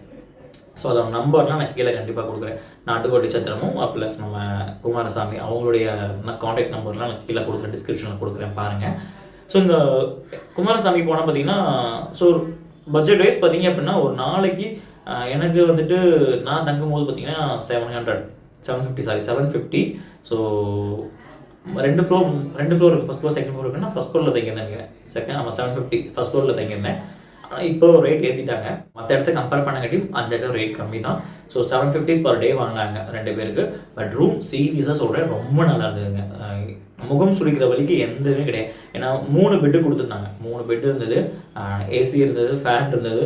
ஆனால் இந்த குளிரில் போய்ட்டு யாரும் ஏசிலாம் போகிறது, அதெல்லாம் நாங்கள் போடல. நீட்டாக இருந்தது. வெஸ்டர்ன் டாய்லெட் தான். ரூம் எல்லாம் சூப்பராக நீட்டாக க்ளீனாக இருந்தது. அதுக்கு 750 rupees வாங்கினாங்க. ஸோ நான் வந்துட்டு இங்கேருந்தே கால் பண்ணி ஒரு 4 நாள் 5 நாள், நான் காசியில் 5 நாள் ஸ்டே பண்ணியிருந்தேன். அந்த 5 நாளைக்கானது நான் பேசிட்டு ஓகே சொல்லிட்டேன். ஸோ நாட்டுக்கோட்டை செட்டியார் மண்டபம் பார்த்திங்க அப்படின்னா அங்கேயும் வந்துட்டு ரூம்ஸ் எல்லாம் நல்லா இருக்குன்னு சொன்னாங்க. பட் என்ன, நாங்கள் காமன் டாய்லெட்னு எல்லாருமே சொல்லியிருந்தாங்க. நான் விசாரிக்கும் போதும் அங்கே போயிட்டு நிறைய பேர் அங்கே தங்கினவங்களும் வந்து நான் கோவிலில் பார்த்தேன். ஸோ அவங்களும் அப்படி தான் சொன்னாங்க. பட் என்ன ஃபுட் வைஸ்லாம் சூப்பராக இருக்குங்க அப்படின்னு சொன்னாங்க. ஸோ இதில் 2ல் உங்களுக்கு எது கன்வீனியன்ட்டோ பார்த்துக்கோங்க. மேக்ஸிமம் ஒரு நாளைக்குள்ளே ஒரு 1000க்குள்ளே தான் வரும் பட்ஜெட். ஒரு நாள் எனக்கு தெரிஞ்சு 700, 600, 800 இந்த மாதிரி தான் ஒரு நாள் வரும். ஸோ நீங்கள் பார்த்துக்கோங்க. ஸோ இது எது உங்களுக்கு ஒரு நபருக்கு சொல்லலை, மொத்தமே ஒரு நாள் வாடகை தான் அவங்க அப்படி பேசுவாங்க. பட் எனக்கு நாட்டுக்கோட்டை சத்திரம் எப்படின்னு தெரியல. எனக்கு அது பர் பர்சன் வாங்குற மாதிரி எனக்கு சொல்லிட்டு இருந்தாங்க காசியில். பட் எனக்கு அதை பற்றி சரியாக தெரியாது எனக்கு. பட் நான் தங்குது குமாரசாமி மடம் தான், கேதார்காட்டில் கூடிய குமாரசாமி மடம். ஸோ இப்போ ரூமை புக் பண்ணியாச்சு. ஸோ உங்களுக்கு எத்தனை நாள் தேவை அப்படின்னு சொல்கிறது ரூம் புக் பண்ணியாச்சு. அடுத்து நம்ம அங்கே டிக்கெட்ஸ் வந்துட்டு என்ன சொல்கிறது, தர்ஷன டிக்கெட்டு சில பல பூஜைகள்லாம் இருக்குது. அது மேக்ஸிமம் நிறைய பேர் சொல்லியிருக்க மாட்டாங்க. பட் நான் சொல்கிறேன், அதை ஆனால் பண்ணிக்கோங்க. ஏன் அப்படின்னு சொல்கிறேன்னா, அந்த மாதிரி வாய்ப்பெல்லாம் வந்துட்டு கிடைக்காது. சப்போஸ் உங்களுக்கு கிடைச்சிச்சு அப்படின்னா தாராளமாக பயன்படுத்திக்கோங்க. ஸோ அதில் வந்துட்டு பார்த்தீங்க அப்படின்னா, நம்ம அந்த கோவில் கவர்மெண்ட், அதாவது நம்ம காசி விஸ்வநாத் கோவில் கவர்மெண்ட்டோட வந்துட்டு அவங்க ஒரு வெப்சைட் கிரியேட் பண்ணியிருக்காங்க, ஸ்ரீ காசி விஸ்வநாத் அப்படின்னு சொல்லிட்டு .org அப்படின்னு சொல்லிட்டு. ஸோ நான் அந்த சைட்டில் வந்துட்டு உங்களுக்கு நான் அந்த இது கொடுக்குறேன், வெப்சைட் கொடுக்குறேன். அந்த வெப்சைட் பார்த்துக்கோங்க. அது இல்லாமல் டிஸ்கிரிப்ஷனில் நான் கொடுக்குறேன். ஸோ அந்த காசி விஸ்வநாத் .org அப்படின்னு சொல்லக்கூடிய அந்த வெப்சைட்டில் வந்து பார்த்தீங்க அப்படின்னா ஒரு 3-4 கேட்டகரிஸ் இருக்குது. என்ன அப்படின்னா, சுகம் தர்ஷனம் சொல்லிட்டு ஒரு விஷயம் இருக்குது. என்ன அப்படின்னா, அது வந்துட்டு இப்போது காசி வந்து பார்த்திங்கன்னா ஒரு பெரிய கோவில். ஸோ எல்லாருமே வரக்கூடிய ஒரு இடம். அந்த இடத்துல கண்டிப்பாக கூட்டம் இருக்கும். ஸோ வயசானவங்கலாம் போவீங்க அப்படின்னா அந்த சுகம் தர்ஷனம் சொல்லி ஒரு டிக்கெட் இருக்குது. அது வந்து பார்த்திங்கன்னா 250 rupees வரும். ஸோ அதெல்லாம் புக் பண்ணிட்டீங்க அப்படின்னா லைனில் வெயிட் பண்ண தேவையில்லை. அதாவது விஐபி பாஸ் மாதிரி ஒன்று இருக்கும். ஸோ அதில் நீங்கள் டேரெக்டாக போயிட்டு சுவாமியை பார்த்துட்டு வெளியே வரலாம். இல்லை, நான் இவ்வளோ தூரம் கஷ்டப்பட்டு வந்து என்னுடைய சிவபெருமானை நான் நின்று பார்த்துக்கிறேன், கால் விழிச்சாலும் பரவாயில்ல, நான் அவர் நின்று பார்க்கணும்னு நினைக்கிறவங்க தாராளமாக 4 சைடுமே கேட்ஸ் இருக்குது, 4 பக்கமே வழிகள் இருக்குது. ஸோ தாராளமாக நீங்கள் எந்த வழியில் போய் நின்னாலும் சாமியை தாராளமாக பார்க்கலாம். ஸோ இப்போ சுகம் தர்ஷனம் எனக்கு தெரிஞ்சு நான் வந்துட்டு சுகம் தர்ஷனம் புக் பண்ணலை. நான் அவங்கள்ட்ட சொல்லிடுறேன், நான் அதை புக் பண்ணலை. ஏன்னா நான் இவ்வளோ தூரம் கஷ்டப்பட்டு போகிறேன்னா நான் அவர் நின்று பார்க்கணும் அப்படின்னு சொல்லிட்டு நான் அதை புக் பண்ணலை. மற்ற 2 டிக்கெட்ஸ் நான் புக் பண்ணேன். என்ன அப்படின்னா, ஒன்று வந்துட்டு ருத்ராபிஷேகம் ஒரு டிக்கெட் ஒன்று இருக்குது, இன்னொன்று ஆரத்தி டிக்கெட்ஸ்ன்னு இருக்குது. ஸோ இதில் வந்துட்டு ருத்ராபிஷேக டிக்கெட் அப்படின்னா என்னன்றதை நான் சொல்லிடுறேன். ருத்ராபிஷேகம் டிக்கெட் அப்படின்றது அங்கே ஒன்றும் இல்லைங்க. இப்போது நம்ம காசி கோவிலில் வந்துட்டு காசி கோவிலுக்குள்ளேயே வந்துட்டு நிறைய லிங்கங்கள்லாம் இருக்குது. அதுக்கு வந்துட்டு அதெல்லாம் பழைய காலத்து லிங்கங்கள் சொல்லுவாங்க. ஸோ அந்த லிங்கங்களுக்கு நம்ம கையால் பூஜைகள்லாம் பண்ணி அபிஷேகங்கள்லாம் பண்ணி என்ன சொல்கிறது, மந்திரங்கள் சொல்லி சில விஷயங்கள்லாம் பண்ணணும் அப்படின்னு நினைக்கிறவங்கள இந்த ருத்ராபிஷேக டிக்கெட்டை புக் பண்ணலாம். இந்த ருத்ராபிஷேகம் வந்துட்டு ஒரு பர்சன் பண்ணுறீங்க அப்படின்னா 450 ரூபா வரும். அதாவது ஒரு ஆளுக்குன்னா 450 ரூபா. ஆனால் அந்த ஒரு ஆளுன்றது இப்போ சப்போஸ் ஹஸ்பண்ட் ஒய்ஃபு குழந்தைங்க 2 பேர் இருக்கீங்க அப்படின்னா அந்த ஒரு நபர் டிக்கெட்டே போதும், 450 ரூபா டிக்கெட்டே போதும். இது இல்லை தனித்தனியாக, அதாவது அப்பா வராங்க, அம்மா வராங்க, பையன் வரான் அப்படின்னா எல்லாத்துக்கும் தனித்தனி டிக்கெட்டை நீங்கள் புக் பண்ணி ஆகணும். புரியுதா? ருத்ராபிஷேகத்துக்கு இப்படி தான் பண்ணணும். ஏன்னா ஹஸ்பண்ட் ஒய்ஃப் வராங்க, குழந்தைங்க இருக்கீங்கன்னா மட்டும்தான் அந்த 450 ரூபா டிக்கெட் ஓகே, ஒரே டிக்கெட் போதும், அதை வச்சு 4 பேர் வந்துக்கலாம். அது இல்லாமல் தனியாக அம்மா அப்பா குழந்தைங்க, குழந்தைங்கன்றது அக்கா தங்கச்சி பெரிய மற்றவங்க யாராவது வரீங்க வந்துச்சுன்னா ஃப்ரெண்ட்ஸ் யாராவது தனித்தனியாக போகிறீங்கன்னா தனித்தனியாக ஈச் 450 ரூபா கொடுத்து டிக்கெட் புக் பண்ணுற மாதிரி இருக்கும். ஏன்னா அவ்வளோ தூரம் பட்ஜெட் ப்ரைஸில் வரும், 450 ரூபா கொடுத்து பண்ணணுமான்னு யோசிக்காதீங்க. நம்ம எவ்வளோ செலவு பண்ணுறோம், இந்த மாதிரி விஷயங்கள் பண்ணும்போது நம்ம மனசுக்கு கிடைக்கக்கூடிய விஷயங்கள், அதாவது ஒரு அமைதி, ஒரு சந்தோஷம் அப்படின்றது நீங்கள் அங்கே போய் பண்ணால் மட்டும்தான் தெரியும். இதுக்கே பார்த்தீங்க அப்படின்னா டிக்கெட் வந்துட்டு கம்மியாக தான் இருக்கும். அதுக்கே புக் பண்ணுறதுக்கெல்லாம் டைம் இருக்குது. என்ன சொல்கிறது, நம்ம ட்ரெயின் டிக்கெட்டு கூட இதுக்கெல்லாம் கூட டக்குன்னு என்ன சொல்கிறது, ஒரு 2 மாதம் வெயிட் பண்ணி கூட புக் பண்ணலாங்க. இதுக்கெல்லாம் அப்படி கிடையாது. நான் சொல்கிற இந்த ருத்ராபிஷேகமும் இந்த ஆரத்தி டிக்கெட்டும் பார்த்திங்க அப்படின்னா ஸ்பாட் டிக்கெட் ஓப்பன் பண்ண அடுத்த செகண்ட் டக்குன்னு ஃபுல்லாகிடும். ஏன் அப்படின்னா இது ஏன் பண்ணுறாங்க, ஃபஸ்ட் நான் கவர்மெண்ட்டை சொல்லி இது ஏன் அவங்க பண்ணுறாங்க அப்படின்னா, காசின்றது ஒரு பெரிய கோவில், அங்கே நிறைய பேர் வருவாங்க. அப்போ நிறைய பேர் வரும்போது என்ன பண்ணணும்னா கூட்டம் அதிகமாகும். இப்போ ஒரு முக்கியமான விஷயங்கள் பண்ணுறாங்க, ஆரத்தி அங்கே மெயினாக வந்துட்டு காசி கோயிலில் ஆரத்தி ரொம்ப ஃபேமஸ். அப்போ அந்த ஆரத்திலாம் புக் பண்ணும்போது அட் டைமில் எல்லாரையும் உள்ளே விட்டு பார்க்க முடியாது, கூட்டம் வரும், கூட்டம் நெரிசல் ஆகும், எல்லாத்துக்கும் இடைஞ்சலாகும், அசம்பாவிதங்கள்லாம் ஏற்படும். ஸோ அதை தவிர்க்கிறதுக்காக என்ன பண்ணுறாங்கன்னா, இந்த மாதிரி ஒரு என்ன சொல்கிறது, ஒரு டிக்கெட் வைஸ் வச்சு நம்ம க்யூ மாதிரி விட்டு பார்க்கலாம். அந்த டைமில் அவங்க மட்டும்தான் புக் பண்ணவங்க மட்டும்தான் இருந்து அதை பார்க்க முடியும் அப்படின்ற மாதிரி ஃபிக்ஸ் பண்ணாங்க. அதனால தான் அந்த டிக்கெட்லாம் கிடச்சா புக் பண்ணிக்கிங்கன்னு சொன்னேன். ஸோ இப்போ ருத்ராபிஷேகம்ன்றது இதுதான். போய் அங்கே இருக்கக்கூடிய லிங்கங்களுக்கு நம்ம கையால் பண்ணி தருவாங்க. நீங்கள் அந்த டிக்கெட் போய் கொடுத்தீங்க அப்படின்னா அந்த கவர்மெண்ட் ஆஃபீஸ் பக்கத்துலேயே இருக்கும். அதாவது கேட் நம்பர் 4 இருக்கும். ஸோ அது பக்கத்துலேயே அந்த ஆஃபீஸ் இருக்கும். ஸோ அந்த ஆஃபீஸில் போய்ட்டு இந்த டிக்கெட்லாம் நீங்கள் காட்டினீங்க அப்படின்னா புக் பண்ண டிக்கெட். ஆனால் இன்னொன்று, நீங்கள் ட்ரெயின் டிக்கெட்டாக இருக்கட்டும், ரூம் டிக்கெட் எல்லாமே பார்த்தீங்க அப்படின்னா நீங்கள் ஃபோனில் ஹார்ட் காப்பி சாஃப்ட் காப்பி இதை வச்சு கூட நீங்கள் பேசிக்கலாம். பட் இந்த ருத்ராபிஷேக டிக்கெட்டு அப்புறம் இன்னொன்று ஆர்த்தி டிக்கெட் புக் பண்ணுறீங்கன்னா ஹார்ட் காப்பி கண்டிப்பாக கையில் வச்சுக்கோங்க, சாஃப்ட் காப்பி கண்டிப்பாக கையில் வச்சுக்கோங்க. இதுதான் மெயின் எனக்கு தெரிஞ்சு. ஸோ இப்போ நீங்கள் என்ன பண்ணீங்கன்னா அந்த டிக்கெட்டை போய் கொடுத்தீங்க அப்படின்னா உங்கள் கூட ஒரு பண்டித் வருவாங்க ருத்ராபிஷேகத்துக்கு. ஒரு பண்டித் வந்து ஒரு டிக்கெட் புக் பண்ணிங்கன்னா அவங்க ஒரு இப்போ 2 டிக்கெட் பண்ணிங்கன்னா 2 பேர் நினைக்கிறேன், எனக்கு தெரிலது. ஏன்னா எங்களுக்கு ஒருத்தர் தான் வந்தாங்க. ஸோ அப்போ நான் வந்துட்டு 2 எனக்கும் பண்ணேன், எங்கள் அம்மாவுக்கும் பண்ணேன். அப்போ 450 ஸோ 900 அப்படி பண்ணேன். இதில் புக் பண்ணும்போது எக்ஸ்ட்ரா ஒரு 100 ருபீஸ் காட்டும். என்னென்னா நீங்கள் வெறும் பூஜை மட்டும் பண்ணுறீங்களா, இல்லை உங்களுக்கு அதில் ருத்ராட்சம் மாதிரி மாலை வேணுமான்னு கேட்குற மாதிரிலாம் கேட்கும். அது எக்ஸ்ட்ரா 100 பே பண்ணுற மாதிரி இருக்கும். இல்லை நீங்கள் பே பண்ணுறோன்னா அதை பண்ணிக்கலாம், இல்லைன்னா நீங்கள் 450 ரூபா மட்டும் டிக்கெட் கொடுத்து பண்ணிக்கணும். இப்போ இதெல்லாம் பண்ணிவிட்டு அந்த ருத்ராபிஷேகத்துக்கு மெயினாக 5 லிட்டர் பால் வச்சு நீங்கள் அபிஷேகம் பண்ணுற மாதிரி இருக்கும். ஸோ அந்த இது வந்து பார்த்திங்கன்னா நான் ஃபோட்டோ கிடச்சா கண்டிப்பாக நான் போடுறேன், ருத்ராபிஷேகம் எப்படி இருக்குன்னு ஃபோட்டோ கிடச்சா போடுறேன். ஸோ அந்த பாலுக்கு தனியாக நீங்கள் அங்கே போய் பே பண்ணி வாங்குற மாதிரி இருக்கும். அது எவ்வளோ சார்ஜ் வரும்னு கேட்டிங்க அப்படின்னா ஒரு 200லேருந்து 230 40 இந்த மாதிரி ரேஞ்ச் தான் வரும். இது நீங்கள் வந்துட்டு ஆல்ரெடி டிக்கெட்டில் இருக்குது. சப்போஸ் நீங்கள் அதையும் பே பண்ணிட்டீங்கன்னா அவங்களே உங்களுக்கு கொடுத்துருவாங்க. அப்படி இல்லை அங்கே போய் வாங்கிக்கிறேன் அப்படின்னா அங்கே நிறைய அமுல் சென்டர்லாம் நிறைய பால் சென்டர் இருக்கும், ஒரு கோயிலுக்குள்ளே வச்சுருப்பாங்க. நீங்கள் அங்கே கூட வாங்கி தாராளமாக எல்லாம் பண்ணிக்கலாம். ஸோ இப்போ இந்த ருத்ராபிஷேக டிக்கெட் இருக்காங்க, இதை வச்சு அங்கே போய் அபிஷேகம் பண்ணுற மாதிரி இருக்கும் அங்கே இருக்கக்கூடிய லிங்கங்களுக்காக. இது ஒரு விஷயம். ஆரத்தி அப்படின்னா இதுதான் மெயின் விஷயம். ஸோ ருத்ராபிஷேகம் கூட பார்த்தீங்க அப்படின்னா பண்டித் வருவாங்க, அவங்க தனியாக பண்ணி முடிச்சுட்டு வருவாங்க. இந்த ஆரத்தின்றது காசி விஸ்வநாதர் கோவிலில் நடக்கக்கூடிய ஒரு முக்கியமான விஷயம். இதுக்கு தான் நிறைய பேர் வருவாங்க. ஆனால் இன்னொன்று, இதை நான் ஃபஸ்ட் டைம் போகும்போது எனக்கு தெரிஞ்சுக்கிட்டேன், டிக்கெட் டக்குன்னு புக் பண்ணிட்டேங்க. இதில் மொத்தம் 4 ஆரத்தி நடக்கும். அதாவது காலையில், மத்தியானம், சாயங்காலம் அண்ட் நைட்டு, இந்த 4 டைமில் இந்த ஆரத்தி டீலாம் நடக்கும். இந்த ஆரத்தியில் வந்துட்டு நிறைய பேருக்கு ஃபேமஸ் எதுன்னு தெரிஞ்சு கேட்டிங்க அப்படின்னா 2 ஆரத்தி சொல்லுவாங்க, காலையிலையும் சாயங்காலமும் சொல்லுவாங்க. ஆனால் என்னையை கேட்டிங்க அப்படின்னா காலையிலையும் சாயங்காலம் அண்ட் நைட்டு அதுவும் ரொம்ப சிறப்புங்க. நைட்டு இன்னும் எனக்கு தெரிஞ்சு நைட்டு ரொம்ப சிறப்புன்னு நான் சொல்லுவேன். நைட்டு ரொம்ப நல்லாயிருக்கும். அந்த ஆரத்தி டிக்கெட்லாம் கிடைக்க ரொம்ப பாக்கியம் நான் சொல்லுவேன்.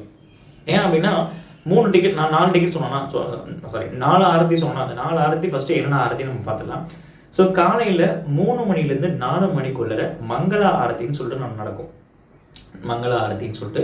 ஸோ அந்த ஆரத்திக்கு ஒரு பர்சனுக்கு டிக்கெட் வந்து பார்த்திங்கன்னா 500 ருபீஸ், 500 ரூபா.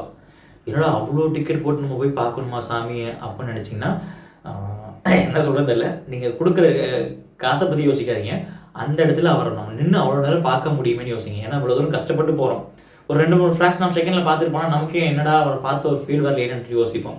ஆனால் இந்த டிக்கெட்லாம் புக் பண்ணிக்க அப்படின்னா 3/4 மணி நேரம் 1 மணி நேரம் நீங்கள் மட்டும் தான் நிற்க முடியும். ஏன்னா அந்த மங்கள ஆரத்தின்றது காலைல 3 to 4, அதாவது சாமியை எழுப்பாட்டுறது அந்த ஆரத்தி வச்சு தான் பண்ணுவாங்க. அதுக்கெல்லாம் டிக்கெட்டே எனக்கு சீரியஸாக சொல்லுங்க, அது ஒரு 2 டிக்கெட்ல எனக்குலாம் போயிடுச்சுங்க. எனக்கு டிக்கெட் கிடைக்கல அந்த மங்கள ஆரத்தின்றது. ஸோ அந்த டிக்கெட் வந்துட்டு கிடச்சிச்சுன்னு தாராளமாக புக் பண்ணிக்கோங்க. காலைல 3லேருந்து 4 மணிக்குள்ளே நடக்கும். ஓகே. ஸோ இது வந்துட்டு ஒவ்வொரு பர்சனுக்கு 500 ரூபா ஆகும் இந்த டிக்கெட் வைஸ். ஸோ அது வந்து அது தெய்வ ஆராதனைகள்லாம் காட்டி காசி விஸ்வநாதரை எழுப்பி அதை ஒரு சுவாமி கும்பிடுவாங்க. அது ரொம்ப விசேஷம். அண்ட் செகண்ட் ஆரத்தி வந்து பார்த்திங்க அப்படின்னா மத்தியானம் நடக்கும். 12 மணி நினைக்கிறேன், 11 மணிலேருந்து 1 மணிக்குள்ளே நினைக்கிறேன், அந்த டைம்குள்ளே நடக்கும். ஸோ அந்த டைமில் வந்து பார்த்திங்கன்னா போக ஆரத்தின்னு சொல்லுவாங்க. அதாவது சிவபெருமானுக்கு காசி விஸ்வநாதருக்கு சாப்பாடு கொடுக்கக்கூடிய நேரம். அந்த டைம் ஒரு ஆரத்தி பண்ணுவாங்க. ஸோ அதோட டிக்கெட் ப்ரைஸ்லாம் பார்த்திங்க அப்படின்னா 300 ருபீஸ். அதாவது ஃபஸ்ட்டு காலையில் நடக்கக்கூடிய ஆரத்திக்கு மட்டும்தாங்க 500 ரூபா. அப்புறம் மத்தியானம், சாயங்காலம் அண்ட் நைட்டு இது எல்லா ஆரத்திக்கும் டிக்கெட்டு 300 ரூபா தான். அது வெப்சைட்டில் உள்ளே போனீங்கன்னா உங்களுக்கு லாகின் ஐடிலாம் போட்டு வர மாதிரி இருக்கும். அதில் நீங்கள் செக் பண்ணிக்கோங்க. ஸோ போக ஆரத்தி மதியம் நடக்குது. அடுத்து சாயங்காலம் வந்துட்டு இது ரொம்ப ஃபேமஸ், சப்தரிஷி ஆரத்தின்னு சொல்லுவாங்க. அதாவது காசி விஸ்வநாதருக்கு 7 சித்தர்கள் முனிவர்கள் சொல்லிட்டு அவங்க வந்து தங்களுடைய கையால் ஆரத்தி எடுத்த ஒரு விஷயமா இப்போ வரைக்கும் வழக்கமாக கடைப்பிடிச்சிட்டு வந்துட்டு இருக்காங்க. அந்த ஆரத்திலாம் பார்த்திங்க அப்படின்னா கிடச்சிச்சுன்னா அவங்களுக்கு அதுவும் சந்தோஷம், ரொம்ப சந்தோஷமாக. அதுவும் எனக்கு தெரிஞ்ச வரைக்கும் அந்த ஆரத்தி எல்லா தீப ஆராதனைகளும் பண்ணுவாங்க. அபிஷேகம், தீப ஆராதனைகள் எல்லாம் பண்ணுவாங்க. அது இன்னும் தாராளமாக பார்க்கலாம். அது 1 மணி நேரம் கண்டிப்பாக ஆகிடும். ஸோ அந்த சாயங்கால ஆரத்தி சப்தரிஷின்னு சொல்கிறது வந்துட்டு ஈவினிங் கரெக்டாக 7 மணிக்கு ஸ்டார்ட் ஆகிடும். ஈவினிங் 7 மணிக்கு அந்த 3வது ஆரத்தி சப்தரிஷி ஆரத்தின்னு ஸ்டார்ட் ஆகிடும். அண்ட் கடைசி 4வது ஆரத்தி பார்த்திங்க அப்படின்னா நான் புக் பண்ணதுங்க. என்னடா 4வது ஆரத்தி நான் புக் பண்ணது பார்த்திங்கன்னா ஸ்ருங்கார் போக ஆரத்தின்னு சொல்லுவாங்க. நான் சொல்லும் போதே ஏன் இந்த சிரிப்பு வருது அப்படின்னா எனக்கு இது நான் நின்று பார்த்த விஷயம் அப்படி இருந்தது. 1 மணி நேரம் நின்று நல்லா பார்த்தேன் அதை. ஏன்னா அவ்வளோ தூரம் வந்துட்டு காசி விஸ்வநாதர் என்னடா கொஞ்ச நேரம் தான் பார்க்க முடியும்னு யோசிச்சா 1 மணி நேரம் டிஸ்டர்பன்ஸே இல்லாமல் நீட்டாக நின்று பார்த்தேன். அந்த ஸ்ருங்கார் போக ஆரத்தின்றது 9 மணிக்கு மேலே ஸ்டார்ட் பண்ணிடுவாங்க. 9-9:15 ஸ்டார்ட் பண்ணி 10:15 10:45 10:15 நினைக்கிறேன், 10:15 முடிச்சிருவாங்க. கோவிலுடைய கடைசி ஆரத்தி அதுதான். அதை முடிச்சுட்டு கோவில் நிறைய அடைச்சிருவாங்க. ஏன் அப்படின்னா அந்த ஸ்ருங்கார் போக ஆரத்தின்றது, ஸ்ருங்கார் அப்படின்னு என்னது, ஒரு சிங்காரம் பண்ணி அழகு பண்ணி வச்சு அவரை பார்க்குறது. ஸோ அழகெல்லாம் பண்ணி வச்சு அவருக்கு சாப்பாடெலாம் கொடுத்து நடைய அடைக்க போவாங்க. அந்த நன்றி சொல்லிட்டு நடைய அடைக்க போகிற ஆரத்தி, அந்த ஆரத்தி அதில் பார்த்தீங்க அப்படின்னா முழுக்க முழுக்க சிவபெருமான பூவுனால அலங்காரம் பண்ணுவாங்க. ஸோ அந்த டிக்கெட்டு கிடைச்சாலும் தயவு செய்து புக் பண்ணிக்கோங்க. சிவனுக்கு எல்லா தீப ஆராதனைகள் எல்லாத்தையும் பார்க்கலாம். இன்னொன்று, அந்த ஸ்ருங்கார் போக ஆரத்தியில் சாப்பாடு கொடுப்பாங்க. அந்த அவருக்கு வச்சு படைச்ச அந்த பிரசாதத்தை அங்கே வந்து வர்றவங்களுக்கு கொடுப்பாங்க. அது நீங்கள் கிடைச்சாலும் அந்த டிக்கெட் புக் பண்ணிக்கோங்க. ஸோ அப்போ நான் சொன்ன மாதிரி ட்ரெயின் டிக்கெட் புக் பண்ணியாச்சு, ரூம் புக் பண்ணியாச்சு. தர்ஷனம் சுகம் தர்ஷனம் வேணும்னா நீங்கள் தர்ஷனம் டிக்கெட் புக் பண்ணிக்கோங்க. பட் எனக்கு வேண்டாம், நான் மற்ற டிக்கெட் புக் பண்ணிக்கிறேன் அப்படின்னா ருத்ராபிஷேகம் ஆர் அதர்வைஸ் அது உங்கள் கன்வீனியன்ட். இல்லை எனக்கு ஆரத்தி மட்டும் பார்க்கணும், ருத்ராபிஷேகம் வேண்டாம் அப்படின்னா ஆரத்தி டிக்கெட் மட்டும். எனக்கு தெரிஞ்ச வரைக்கும் நீங்கள் ஆரத்தி டிக்கெட், ஒரு ஆரத்தி டிக்கெட்டாவது புக் பண்ணி பாருங்கள். அப்போ தான் உங்களுக்கு என்ன நடக்கும்னு தெரியும். ஸோ இதெல்லாம் முடிச்சாச்சுங்க. ஸோ அடுத்து வந்து என்ன பண்ணுவோம் அப்படின்னா பேக்கேஜ் தான். இந்த டிக்கெட்லாம் நம்ம எல்லாமே சொன்னது டிக்கெட் வைஸ் புக் பண்ண வேண்டிய விஷயங்கள். அடுத்து பேக்கேஜஸ், என்ன பேக்கேஜ் பண்ணணும், என்ன மாதிரி பண்ணணும் அப்படின்ட்டு நான் சொல்லிடுறேன். ஃபர்ஸ்ட் நீங்கள் காசி போகிறீங்க அப்படின்னா லக்கேஜஸை முழுக்க முழுக்க கொஞ்சமாவது கம்மி பண்ணிக்க ட்ரை பண்ணுங்கள். அதிகமாக லக்கேஜஸ் வேண்டாம். ஏன் சொல்கிறேன் அப்படின்னா நீங்கள் அங்கே போயிட்டு அலையும் போது உங்கள் லக்கேஜஸ்லாம் தூக்கிட்டு அலையும் போது உங்களுக்கே ரொம்ப கஷ்டமாக தெரிய ஆரம்பிக்கும். ஸ்டார்டிங் நல்லா இருக்கும், கொண்டு போகும்போது நமக்கே கைவலிக்க ஆரம்பிச்சிடும். இன்னொன்று, அங்கே போய் திங்ஸ்லாம் வாங்கினீங்கன்னா அது நம்ம ரிட்டர்ன் கொண்டு வரணும். ஸோ அந்த லக்கேஜ் வைக்கிற மாதிரி கரெக்டாக நீங்கள் உங்களுடைய லக்கேஜஸை ப்ரிப்பேர் பண்ணிக்கோங்க. இப்போ ஒரு 4 நாள் தங்குறீங்க, 2 நாள் தங்குறீங்க அப்படின்னா ஒரு 3 செட் ட்ரெஸ்ஸு, 4 செட் ட்ரெஸ்ஸு போதும். இதை வச்சுக்கோங்க. இது இல்லாமல் நீங்கள் ட்ராக்கு, ஜென்ஸ்லாம் வந்தீங்கன்னா ட்ராக் யூஸ் பண்ணிக்கோங்க. லேடிஸ் உங்களோட கம்ஃபர்ட் எதுவோ நீங்கள் பார்த்து யூஸ் பண்ணிக்கோங்க. ஸோ அது மாதிரி நீங்கள் ட்ரெஸ்ஸஸை வந்து கொஞ்சம் கம்ஃபர்ட்டாக பார்த்து கம்மியாக வச்சுக்கோங்க. அப்புறம் இன்னொன்று, மெடிசின்ஸ் மறக்காமல் எடுத்துகிட்டு போங்க. மெடிசின்ஸ் கண்டிப்பாக உங்களுக்கு வேணும்னா, உங்களுக்கு கூட பெரியவங்களாம் கூட்டிகிட்டு போகிறீங்க அப்படின்னா மெடிசின்ஸ் கண்டிப்பாக தேவைப்படும். ஏன் அப்படின்னா சப்போஸ் நம்ம ட்ரெயினில் சாப்பிடக்கூடிய ஃபுட்ஸ் ஏதாவது சேரலை, அந்த மாதிரி ஏதாவது பண்ணணும், அங்கே போயிட்டு கைகால் வலிக்குது, தலை வலிக்குது, கிளைமேட் ஒத்துக்கலை அப்படின்ற போது அதுக்கேற்ற மாதிரி ஃபெசிலிட்டிஸ்க்கான என்ன சொல்கிறது, அதுக்கேற்றமான உங்களுக்கு தேவையான மருந்துகளை எடுத்துக்கோங்க. ஸோ அதுக்கப்புறம் பார்த்திங்க அப்படின்னா இப்போ நீங்கள் மொபைல்லாம் கொண்டு போகிறீங்க, லேப்டாப்லாம் கொண்டு போகிறீங்க, வீடியோ எடுக்கிறீங்க, இது மாதிரி பண்ணுறீங்கன்னா பவர் கேபிள், சார்ஜஸ்ஸு, அப்புறம் என்ன சொல்கிறது ஷார்ட்ஸு, இதெல்லாம் நீங்கள் கொண்டு போய்க்கிங்க. ஸ்வெட் ஷர்ட்டு, என்ன சொல்கிறது ஸ்வெட்ரு, ஜர்க்கின்னு, எந்த சீசன் நீங்கள் போகிறீங்களோ அதுக்கு என்ன தேவைன்றதும் உங்களுக்கு தெரியும். ஸோ அதுக்கேற்ற மாதிரி நீங்கள் பிளான் பண்ணி எடுத்துகிட்டு போய்க்கோங்க. சரி, ஓகே. இப்போ நம்ம அதெல்லாம் பேக் பண்ணியாச்சு. அடுத்து வந்துட்டு பார்த்திங்கன்னா ஃபுட்டு. இதுதான் மெயின் விஷயம். நம்ம இந்த ட்ராவல் பண்ணணும். ஒரு 30 மணி நேரம் பயணத்துக்கு மேலே நம்ம ட்ராவல் பண்ண போகிறோம். அங்கே போய் கிடைக்கிறதுல நான் சொல்லிட்டேன், ரூம் புக் பண்ணும்போதே நான் பக்கத்தில் எல்லாம் கிடைக்கும், சாப்பாடு நீட்டாக இருக்கும்னு சொல்லிட்டேன். இந்த ட்ராவல் பண்ணுறோம்ல, அதுக்கு என்ன பண்ணணும்னு நிறைய பேர் யோசிப்பீங்க. அது பிளான் போட்டுக்கோங்க. ஏன் அப்படின்னா நான் 2 நாள் வந்துட்டு ட்ரெயினில் சாப்பாடு வாங்கக்கூடாது, ஏன்னா மற்ற பக்கம் அங்கே எப்படி இருக்குன்னு எனக்கு தெரியல அப்படின்றதுக்காக இந்த இட்லி, சப்பாத்தி, தொக்கு, அப்புறம் லெமன் சாதம், புளி சாதம், அப்புறம் என்ன சொல்கிறது ஃப்ரூட்ஸு, வெள்ளரிக்காய், ஆப்பிள்ஸ், இந்த மாதிரி ஐட்டம்ஸு இந்த மாதிரிலாம் நான் வாங்கி வச்சுக்கிட்டேன். ஆனால் வாங்கி பேக் பண்ணி எங்கள் வீட்டில் எல்லாம் வச்சாச்சு. ஸோ இது வந்துட்டு நம்ம போகும்போதே எல்லா விஷயங்களும் சாப்பிட்டுட்டே போனோம். சில பேருக்கு இல்லை இதெல்லாம் இதையும் ஏன் நம்ம லக்கேஜ் தூக்கிட்டு போகணும் முடியல உங்களுக்கு அப்படின்னா, நீங்கள் போக போக வரக்கூடிய ஸ்டேஷனில் நீங்கள் ஃபுட்டு வாங்கி சாப்பிட்டுக்கோங்க. அதர்வைஸ் ட்ரெயினில் கூட ஃபுட்டு ஆர்டர் பண்ணலாம். ஏன்னா கங்கா காவிரியில் ஃபுட்டு நல்லா இருந்துச்சுங்க. நானே ஆர்டர் பண்ணி சாப்பிட்டேன். அங்கே எடுத்துகிட்டு போனாலுமே அதில் ஒரு சாப்பாடு வாங்கி ஆர்டர் பண்ணி சாப்பிட்டோம். அதுவும் சூப்பராக இருந்துச்சு, குறை சொல்ல முடியாது. ஸோ அந்த மாதிரி நீங்கள் உங்களுக்கு எந்த மாதிரி ஃபுட்டு ஃபெசிலிட்டிஸ் வேணும் அப்படின்றது உங்களுக்கு தான் தெரியும். உங்கள் உடம்பு எப்படி ஏற்றுக்கும் எதுன்றது உங்களுக்கு தெரியும். ஸோ அந்த மாதிரி நீங்கள் பண்ணிக்கோங்க. அடுத்து என்ன, இப்போ நம்ம ட்ரெயின் ஏறியாச்சு, ட்ரெயினை போய் விட்டு இறங்குங்க. இறங்கி அடுத்து நம்ம என்ன பண்ணணும் இதான் யோசிக்கிறீங்க. இப்போது பனாரஸில் இறங்குறீங்க. நான் வந்துட்டு காசி போனதை வச்சு சொல்கிறேங்க. நீங்கள் மற்ற இடமும் போனவங்க டேரெக்டாக நீங்கள் அங்கே என்ன பண்ணுறதை நீங்கள் யோசிச்சு பண்ணுங்கள். நான் வந்துட்டு பார்த்திங்க அப்படின்னா காசி போய் இறங்கியாச்சு, அதாவது வாரணாசி போய் இறங்கியாச்சு. இந்த இறங்கிட்டு நீங்கள் என்ன பண்ணுறீங்க அப்படின்னா, காசி கோவில் வந்துட்டு நம்ம பனாரஸ் வாரணாசி ஜங்ஷன்லேருந்து பார்த்திங்கன்னா ஒரு 3-4 கிலோமீட்டர் தொலைவில் இருக்குது. ஸோ ட்ரெயினை விட்டு நீங்கள் இறங்கி வெளியே வந்தீங்க அப்படின்னா நிறைய பேர் உங்களை கூப்பிடுவாங்க.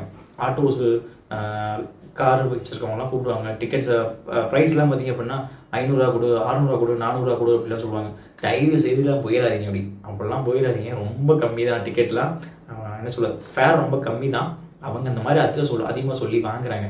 நான் என்ன பண்ணிட்டேன், வெளியில் வந்துட்டேங்க. ஸ்டேஷனை விட்டு வெளியில் வந்ததுக்கப்புறம் டுக்னு சொல்லுவாங்க. ஃபோட்டோ கிடச்சா கூட போடுறேன், இல்லைனா பாருங்கள். ஆட்டோ மாதிரி ஒரு வண்டி இருக்கும், பேட்ரி வண்டி சொல்லுவாங்க, பேட்ரி வண்டி. ஸோ அந்த டுக் இருக்கும். அப்புறம் நார்மல் ஆட்டோ, வெளியில் ஓடக்கூடிய ஆட்டோவில் அங்கே இருக்கும். பஸ்ஸஸ் இருக்குது, ரிக்ஷா இருக்குது. இந்த மாதிரி ஏறிட்டீங்க அப்படின்னா உங்களுக்கு டிக்கெட் ரொம்ப கம்மி. என்ன சொல்கிறது, காசு ரொம்ப கம்மி. ஏன்னா நாங்கள் ஸ்டேஷனில் வந்துட்டு காசி கோவிலுக்கு வந்து பார்த்திங்க அப்படின்னா 100 தான் கொடுத்தோம், 100 ரூபா தான் கொடுத்தோம் 4 கிலோமீட்டருக்கு. நம்ம ஊரில் 4 கிலோமீட்டருக்கு எவ்வளோ வாங்க உங்களுக்கு தெரியுமா எனக்கு தெரியல. எனக்கு நான் 100 ரூபா தான் கொடுத்தோம்.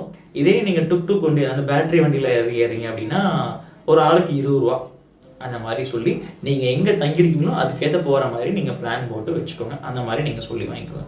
காசியில் நிறைய விஷயங்கள் நம்ம பார்க்கலாம். காசியில் வந்துட்டு நம்ம 1 நாள் 2 நாள் இல்லை 10 நாள் ஒரு மாதம் 1 வருஷம் தங்கினாலும் நிறைய கோவில் காசியில் இருக்குங்க. அது சந்தாக நம்ம தேடி கண்டுபிடிக்கிறதுல நமக்கே டயர்ட் ஆகிடும். இன்னொன்று கால் வலி பயங்கரமாக வந்துடும். ஏன்னா அந்த மாதிரி இருக்குது அங்கே. நானே வந்துட்டு முடிஞ்ச அளவுக்கு ஆனால் நான் பிளான் போட்டு வச்சுக்கிட்டேன், இங்கே இப்படி போகணும், என்ன மாதிரி விஷயங்கள் போகணும் அப்படின்னு சொல்லிட்டு பிளான் போட்டு வச்சுக்கிட்டேன். பட் இருந்தாலுமே அந்த பிளானையும் தாண்டி நான் எக்ஸ்ட்ரா கோவிலாம் பார்த்துட்டேங்க. அது என்ன எப்படி கிடச்சிதுன்னு என்ன தெரியல, டக்குன்னு போய் பார்த்தேன். ஆனால் எங்கேயும் அவசரப்படலை, பொறுமையாக சாமி கும்பிட்டு வந்தேன். ஸோ அதில் முக்கியமான விஷயங்கள் என்னென்ன பார்க்கணும் அப்படின்றத நான் சொல்லிடுறேன்.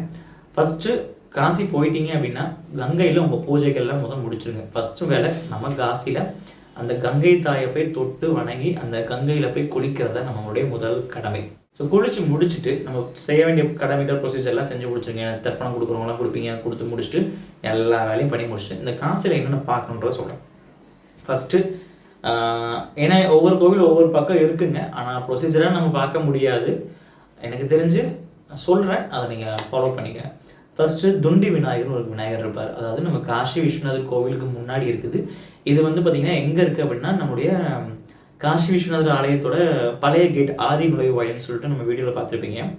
ஸோ அந்த நம்ம நந்தி ஸ்டாச்சு இருக்கும், அங்கே போனீங்கன்னா கேட்டிங்கன்னா சொல்லுவாங்க. அதுக்கு முன்னாடி தான் அந்த ஆதி சங்கராச்சாரியா உட்காந்து ஒரு நுழைவாயில் இருக்கும். ஸோ அந்த வாசலில் போனீங்க அப்படின்னா அங்கே இருக்கும் அந்த துண்டி விநாயகர் சொல்லிட்டு. ரெண்டாவது துண்டி விநாயகருக்கு பக்கத்துலேயே அன்னபூர்ணி இருக்காங்க. ஏன்னா என்னடா காசி விஸ்வநாதர் பக்கமாக அன்னபூர்ணி யோசிங்க. ஏன்னா 4 கேட் இருக்குங்க. 4 கேட்டில் இந்த கேட் நம்பர் 3 நினைக்கிறேன். கேட் நம்பர் 3 தான் பார்த்தீங்க அப்படின்னா துண்டி விநாயகர், அன்னபூர்ணி, காசி விஸ்வநாதர். ஏன்னா அந்த லைன் வந்து ஒரே சந்துக்குள்ளே தான் இருக்குது. நம்ம போயிட்டு இப்போ அந்த சந்துலேருந்து வர்றவங்க இந்த பக்கம் வர முடியாது. அப்படியே வரலாம், அந்த பக்கம் இருந்து வர்றவங்க காசி விஸ்வநாதர் தான் ஃபஸ்ட்டு பார்ப்பாங்க. இந்த சைடு இந்த செகண்ட் கேட்லேருந்து வரவங்க காசி விஸ்வநாதரை ஃபஸ்ட்டில் பார்ப்பாங்க. ஸோ இந்த கேட் நம்பர் 3 அதாவது ஆதி நுழைவாய் வழியாக போனீங்க அப்படின்னா அதாவது வெஸ்ட்டு பக்கம் இருக்கும், மேற்கு சைடு இருக்கும். நான் சொல்கிறேன், அதாவது கோவிலுக்கு மேற்கு சைடு. காசி சிவபெருமானுக்கு அன்னம் கொடுத்த ஒரு லக்ஷ்மி அந்த அன்னபூர்ணேஸ்வரின்றது. நிறைய பேர் கோவிலுக்கு காசிக்கு போனீங்க அப்படின்னா சப்போஸ் மடத்தில் சாப்பிட முடியாதவங்களாம் இந்த காசி அன்னபூர்ணி கோவிலுக்கு வந்தீங்க அப்படின்னா ஒரு 10-11 மணிலேருந்து சாப்பாடு போட ஆரம்பிச்சிடுவாங்க. ஃப்ரீ சாப்பாடு தான். அங்கே போயிட்டு அந்த 10-11 மணிக்கு ஆரம்பிச்சாங்கன்னா நைட்டு வரைக்கும் அன்னதானம் இருக்கும், தாராளமாக சாப்பிடலாம். ஸோ இப்போ அன்னபூர்ணி கோவில் முடிஞ்சுது. தென் அதுக்கப்புறம் காசி விஸ்வநாதர் கோவில். ஸோ இது வந்துட்டு மேக்ஸிமம் முடிஞ்ச அளவுக்கு எத்தனை நாள் காசியில் தங்கியிருக்கீங்களோ அத்தனை நாள் காசி விஸ்வநாதரை போய் தரிசனம் பண்ணிக்கிட்டே இருங்க. ஏன்னா வாய்ப்பு நம்ம இவ்வளோ தூரம் போனதே அவர் நிறைய டைம் பார்க்கணுன்றதுக்காக தான். ஸோ அதுக்கப்புறம் பார்த்தீங்க அப்படின்னா காசி விஷாலாட்சி, அதாவது காசி விஸ்வநாதருடைய மனைவி தான் காசி விஷாலாட்சி. இதெல்லாம் உங்களுக்கு கண்டிப்பாக நான் வீடியோவில் சொல்லியிருப்பேங்க, என்னென்ன கோவில் பார்க்கணுன்றதுக்காக நான் இப்போ சொல்கிறேன். ஸோ காசி விஷாலாட்சி கோவில் மறக்காமல் பார்த்துருக்கேன். அதுக்கப்புறம் பார்த்தீங்க அப்படின்னா பாதாள வாராகின்னு சொல்லிட்டு ஒரு சாமி இருக்கும். அது வாராகி அம்மன். அது பூமிக்கு உள்ளே தான் அந்த கோவில் இருக்கும். நம்ம படுத்துக்கிட்டு தான் பார்க்குற மாதிரி இருக்குங்க அந்த சுவாமியை. ஆனால் ரொம்ப அழகாக இருக்கும். படுத்துட்டு பார்க்கும்போது பார்த்தீங்கன்னா டாக்டர் நிற்கிற மாதிரி இருக்கும். நம்ம மேலேருந்து தலையிலேருந்து கீழே பார்க்குற மாதிரி இருக்கும் அம்மாவை பார்க்குறது. ஸோ பாதாள வாராகி அம்மன் பார்த்துக்கோங்க. அதுக்கப்புறம் அந்த கங்கை கரையில் நிறைய சிவனாலயங்கள்லாம் இருக்குது. முக்கியமாக கேதார்காட், நீங்கள் குமாரசாமி மடம்லாம் தங்கியிருந்தீங்கன்னா கேதார்காட்டில் முக்கியமாக சொல்லக்கூடிய கேதாரீஸ்வரர் இமயமலையில் இருக்கக்கூடிய ஒரு சிவபெருமான் லிங்கம் இங்கேயே இருக்கார். அப்புறம் ஆதிகேஸ்வரோடைய கோவில் இருக்குது, அது கும்பிடுங்க. அதுக்கப்புறம் நம்ம தஸ்வமேகா காட்டில் வந்துட்டு ஒரு அம்மன் சிலை இருக்குது, ஒரு துர்கை அம்மன் காளி தேவி மாதிரி ஒரு சிலை இருக்குது, அது மெயினாக மறக்காமல் கும்பிட்டுக்கோங்க. தென் அதெல்லாம் தாண்டி வந்தீங்க அப்படின்னா மணிகர்ணிகா காட்டு. ஸோ அங்கே மணிகர்ணிகா காட் அதில் வந்து பார்த்தீங்க அப்படின்னா காலபைரவர் இருப்பார், சிவபெருமான் காலபைரவ சிவன் இருப்பார். அது பக்கத்துலேயே ரத்னேஸ்வர மகாதேவ கோவில்னு சொல்லிட்டு சிவன் ஆலயம், ஒரு சாஞ்ச மாதிரி பில்டிங் பார்த்துருப்பீங்கள்ல, ஸோ அந்த கோவில் இருக்குது. ஸோ அதுவும் பாருங்கள். தென் அதுக்கப்புறம் வந்தீங்க அப்படின்னா பஞ்சகங்கா காட்டில் பிந்து மாதவர் கோவில் இருக்குது. ஸோ மெயினாக போனீங்கன்னா இந்த கோவிலை தாராளமாக விசிட் பண்ணுங்கள். ஏன்னா அதெல்லாம் முக்கியமாக பார்க்க வேண்டிய கோவில் பிந்து மாதவர் கோவில். தென் அதுக்கப்புறம் பிந்து மாதவர் கோவில்லாம் வந்துட்டிங்க அப்படின்னா அது வந்து பக்கம் தான் காலபைரவர் கோவில். ஸோ காலபைரவர் வந்துட்டு காசியில் 8 இடத்துல இருக்காருங்க. அஷ்ட காலபைரவர்னு சொல்லுவாங்க.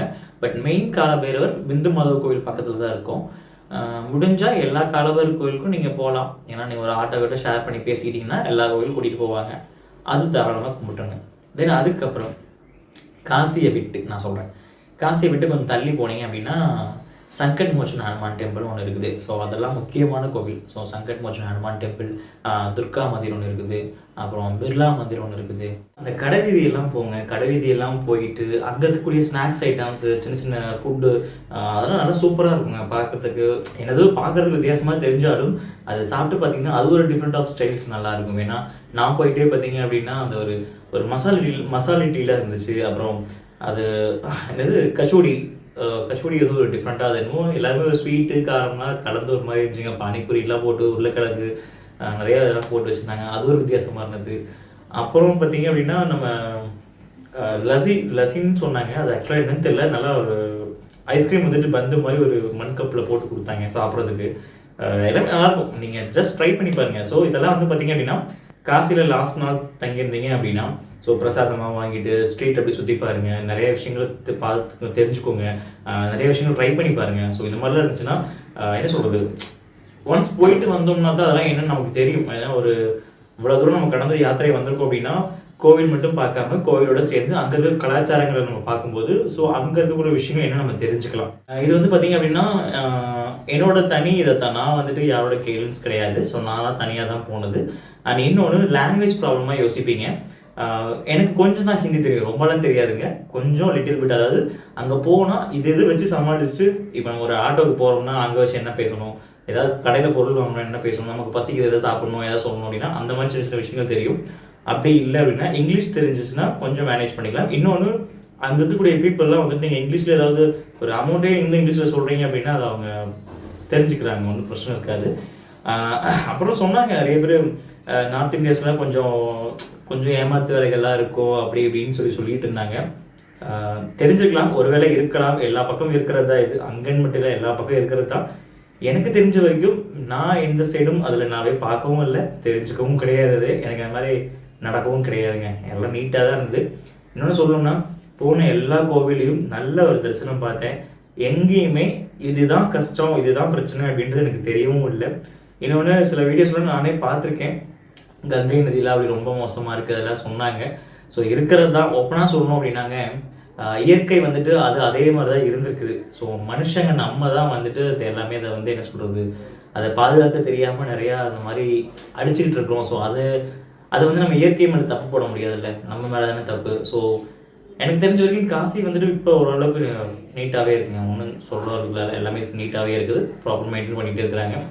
பட் என்ன அந்த ஸ்ட்ரீட்குள்ளே அங்கங்கே அந்த பாம்புராக்கு அந்த என்னது குட்காயமாக சொல்லுவாங்க, அதெல்லாம் சரியாக தெரியல எனக்கு. ஸோ அதை வந்துட்டு துப்பி ரோட்லேயே எல்லா பக்கம் அது ஒன்று தாங்க அந்த இடத்துல ஒரு இதாக இருக்குது, யோசிக்க வேண்டிய விஷயமா இருக்குது. நிறைய மக்கள் வர இடம் போகிற இடம் அது வந்து பார்த்திங்கன்னா அந்த இடத்துல துப்பிக்கிட்டே இருக்காங்க. எல்லா இடத்துலையும் பார்க்குற இடம்ல நம்ம ஊரில் வீட்டுக்கு முன்னாடி சாணி பவுடரை போட்டு வலிச்சோம்னா அங்கே பார்த்தீங்க அப்படின்னா எல்லா சிகப்பு கலரில் போட்டு வலிச்ச மாதிரி எல்லா பக்கமும் துப்பி வச்சுருக்கிறாங்க. ஸோ அது ஒன்று தான் பெரிதாக இருந்தது, மற்றபடி வேறு ஒன்றும் இல்லைங்க. ஸோ மேக்ஸிமம் எனக்கு தெரிஞ்ச வரைக்கும் எல்லாமே சொல்லியிருப்பேன்னு நினைக்கிறேன். இதில் வந்துட்டு நான் என்னோட விஷயம் நான் சொல்லணும்னு நினச்சேன். அதாவது என்னென்னா வீடியோ சொல்லியிருப்பேன், எனக்கு என்ன அதிசயம் நடந்தது, எனக்கு என்ன மிராக்கிள் நடந்ததுன்னு சொல்லிட்டு ஒரு விஷயம் சொல்ல முடியல என்னால். அதை சொல்லக்கூடாதுன்னு இல்லை, அது வேணாம் அப்படின்னு நினச்சி விட்டுட்டேன். ஒன்று வந்து பார்த்திங்க அப்படின்னா நம்முடைய கேதாரீஸ்வரர் சொல்லுவாங்கள்ல, கேதார் காட். ஸோ அந்த கேதார் காட்டில் ஒரு ஃபஸ்ட்டு காசியில் கங்கையில் காலை வச்சு குளிச்சு முடிச்சு ஃபஸ்ட்டு வணங்கினது அவர் தான். அவர்கிட்ட ஒரு சம்பவம் நடந்தது, அங்கே யாருக்குமே நடக்கல, அது எனக்கு மட்டும் தான் நடந்தது, அது எனக்கு மட்டும் தான் பண்ணாங்க. அண்ட் இன்னொன்று வந்து பார்த்தீங்க அப்படின்னா காசி விஸ்வநாதரை நான் தொட்டு வணங்கினேங்க. அது ரொம்ப ஒரு பெரிய சந்தோஷமாக நடந்தது. அது என்ன சொல்கிறது, நான் எதிர்பார்க்கல. ஆனால் வந்துட்டு இல்லை இது ரெகுலராக இருக்குன்னு நீங்கள் யோசிப்பீங்க. என்ன அப்படின்னா இப்போ நான் போன டைம்லாம் அப்போல்லாம் யாரையுமே அலோவ் பண்ணலைங்க. நீங்களாம் போகிறீங்க அப்படின்னா காசியில் வந்துட்டு காலையில் அதாவது நம்ம மங்கள ஆரத்தி சொல்லுவோம் பார்த்தீங்களா, அந்த மங்கள ஆரத்தி முடிஞ்சு அதாவது 4 to 5 மார்னிங் இந்த 1 மணி நேரம் மட்டும்தான் அலோவ் பண்ணுறாங்க. அதாவது சுவாமியை மக்கள் போய் தொடுறதுக்கு அலோவ் பண்ணுறாங்க. பட் முன்னாடி காலத்தில் அலோவ் பண்ணிட்டு இருந்தாங்களாமா. இப்போ அந்த 1 மணி நேரம் டைம் மட்டும்தான். அந்த டைமில் யார் போகிறீங்களோ போய் தயவுசெய்து தொட்டுக்கலாம். ஆனால் நான் போனப்போ யாரும் விடலை, நான் நியூ இயர் டைமு. ஸோ அந்த டைமில் யாரையும் விடலை. ஆனால் அப்புறம் இன்னொன்று பார்த்தீங்கன்னா ஈவினிங் சொன்னாங்க. ஈவினிங் வந்துட்டு 6 to 7 அதாவது அந்த டைமும் சொன்னாங்க. பட் ஈவினிங் யாரையுமே எனக்கு தெரிஞ்சு தொட விடலைங்க. ஏன்னா சப்தரிஷி ஆரத்தி ஆரம்பிக்கின்ற போது யாருமே தொட விடலை. ஸோ ரொம்ப மனமுருகி அவர்கிட்ட வேண்டிகிட்டு இருந்தேன், இவ்வளோ தூரம் வந்திருக்கேன், உங்களை ஒரு தொட்டு பார்க்கணும்னு ஆசையாக இருக்குது அப்படின்னு சொல்லிட்டு அது நான் மனசில் நினச்சி அவர்கிட்ட ரொம்ப ஒரு மாதிரி யோசித்தேன். அது என்ன பண்ணாரோ ஏது செய்யல எனக்கு தெரியல. முதல் முறையாக போனாலும் என்னை ஒரு மடங்கள் சார்பாக என்னை கூப்பிட்டுருந்தாங்க. அது என்னை தான் வர சொல்லியிருந்தாங்க. என்னை தான் வர சொல்லியிருந்தாங்கன்னா நான் எதாச்சியாக போயிருந்தேன். சடனாக என்ன சொல்லிட்டாங்க, நீங்கள் தான் அதை நீங்கள் தூக்கணும் அப்படின்லாம் சொல்லிட்டாங்க. சாமிக்கு நைவேத்தியம் படைக்கிறது அப்படின்னு. ஏன்னா இது நம்ம நாட்டுக்கோட்டை செட்டியாரம்மன் அவங்கள மாதிரியே வந்துட்டு நிறைய பேர் தூக்கிட்டு வருவாங்க சாப்பாடு, சாமிக்கு போய் நைவேத்தியம் படைக்கிறதுலாம். ஸோ அந்த இதில் நானும் ஒரு பாக்கியனா என்ன சொல்கிறது, ஒரு பாக்கியசாலியாக அவருக்கு அவருடைய சாப்பிடக்கூடிய பிரசாதத்தையும் அவருக்கு அபிஷேகம் பண்ணக்கூடிய பொருட்களை நான் தூக்கிட்டு போனதுன்னு ஒரு பெருமையாக நினைக்கிறேன். இன்னொன்று, அங்கே போகிற வர மக்கள் வந்து எல்லாருமே நான் என் தலைமையில் அவர் தலையில் தூக்கிட்டு வரணும். ஸோ அதில் என்னை பார்த்து எல்லாருமே வணங்கினாங்க. ஐ மீன் என்னைனா என்ன இல்லை, எங்கள் அப்பனுக்கு கொண்டு போகக்கூடிய அந்த பிரசாதத்தை பார்த்து எல்லாரும் வணங்கினாங்க. ஸோ அது ஒரு யோசிச்சு பாருங்கள், ஒரு 1000 பேர் 2000 பேர் நம்மளை பார்த்து வணங்கும் போது அது எவ்வளோ ஒரு பெரிய விஷயம். யோசிச்சு பாருங்கள். அது நான் அதையே உங்ககிட்ட சொல்கிறேன் அப்படின்னா, நம்ம வந்து நினச்சிட்ருக்கோங்க, அதாவது பக்தி இல்லை அப்படின்னு நம்ம நினச்சிட்ருக்கோம். பட் மனம் உருகி நின்னீங்கன்னா நீங்கள் நினைக்காத விஷயங்கள்லாம் அதிசயம் கண்டிப்பாக இந்த கடவுள் இல்லை, எல்லா கடவுளும் அதிசயத்தை நிகழ்த்துவாங்க. அது நானே ஒரு உதாரணம் எனக்கு தெரிஞ்சு. ஸோ அது தொட்டு பார்க்குறது மட்டும் இல்லாமல் அவருக்கு என் கையால் ஒரு அபிஷேகம் பண்ணக்கூடிய வாய்ப்பும் அந்த என்ன சொல்கிறது, அந்த ஒரு பெரிய ஒரு நல்ல உள்ளம் படைத்த ஒரு அண்ணா அவங்க தான் எனக்கு கொடுத்தாங்க. ஸோ அவங்க பிராமின் அவங்க. அது நான் நினச்சி பார்க்கல. எனக்கெல்லாம் கருவறைக்கு உள்ளே போகணுன்னே காலெல்லாம் நடுங்க ஆரம்பிச்சிருச்சுங்க. ஒரு மாதிரி என்ன பண்ணுறதில்ல, கண்ணில் தண்ணி வந்துடுச்சு. ரொம்ப அழுதுட்டேன். அந்த இடத்துல நான் நின்று அழுதுட்டேன். ஏன்னா நிறைய மக்கள் நம்மளை யோசிச்சு பாருங்க, நம்மளை பார்த்து கும்பிடுறாங்க. அப்போது ஏதோ ஒரு மூலையில் நம்ம இருந்துட்டு இருந்தோம். ஏதோ ஒரு மூலையில் நான் இருந்தேன். இன்றைக்கி அவருங்க அங்கே இருக்க எல்லா மக்களும் என்னை பார்த்து கும்பிடுறாங்க அப்படின்னும் போது அவர் எனக்கு எந்த அளவுக்கு ஒரு பெரிய விஷயத்த கொடுத்துருக்காருன்றதை நான் உணர ஆரம்பித்தேன். கண்டிப்பாக அந்த பயணம் தொடருங்க நண்பர்களே. நான் என்னால் முடிஞ்ச வரைக்கும் எல்லா நண்பர்களும் நான் கூட்டிகிட்டு போவேன். கண்டிப்பாக ஃப்யூச்சரில் கூட்டிகிட்டு போவேன். நீங்களும் அதுக்குள்ள ரெடியாக இருந்துக்கோங்க. நான் கண்டிப்பாக இடையில கண்டிப்பாக சொல்கிறேன். நான் அந்த ஒரு விஷயம் மட்டும் நடக்கல, அபிஷேகம்லாம் பண்ணேன். இன்னொன்று, திருப்பி எல்லா யாத்திரையெல்லாம் முடிச்சுட்டு நான் திருப்பி ராமேஸ்வரம் வீட்டுக்கு வந்துட்டு ராமேஸ்வரம் போனோம். அங்கே சில பல விஷயங்கள் நடந்தது. அதுவும் மறக்க முடியாத ஒன்று. அதான் சொல்லலைங்க, இந்த 2-3 மாதம் என்ன நினச்சேன் ஏது நினச்சேன். ஆனால் ரொம்ப அந்த 1 மாதம் லிங்கம் எடுத்து வீட்டில் வச்சு பூஜை பண்ணதெல்லாம் ரொம்ப அதிசயங்க.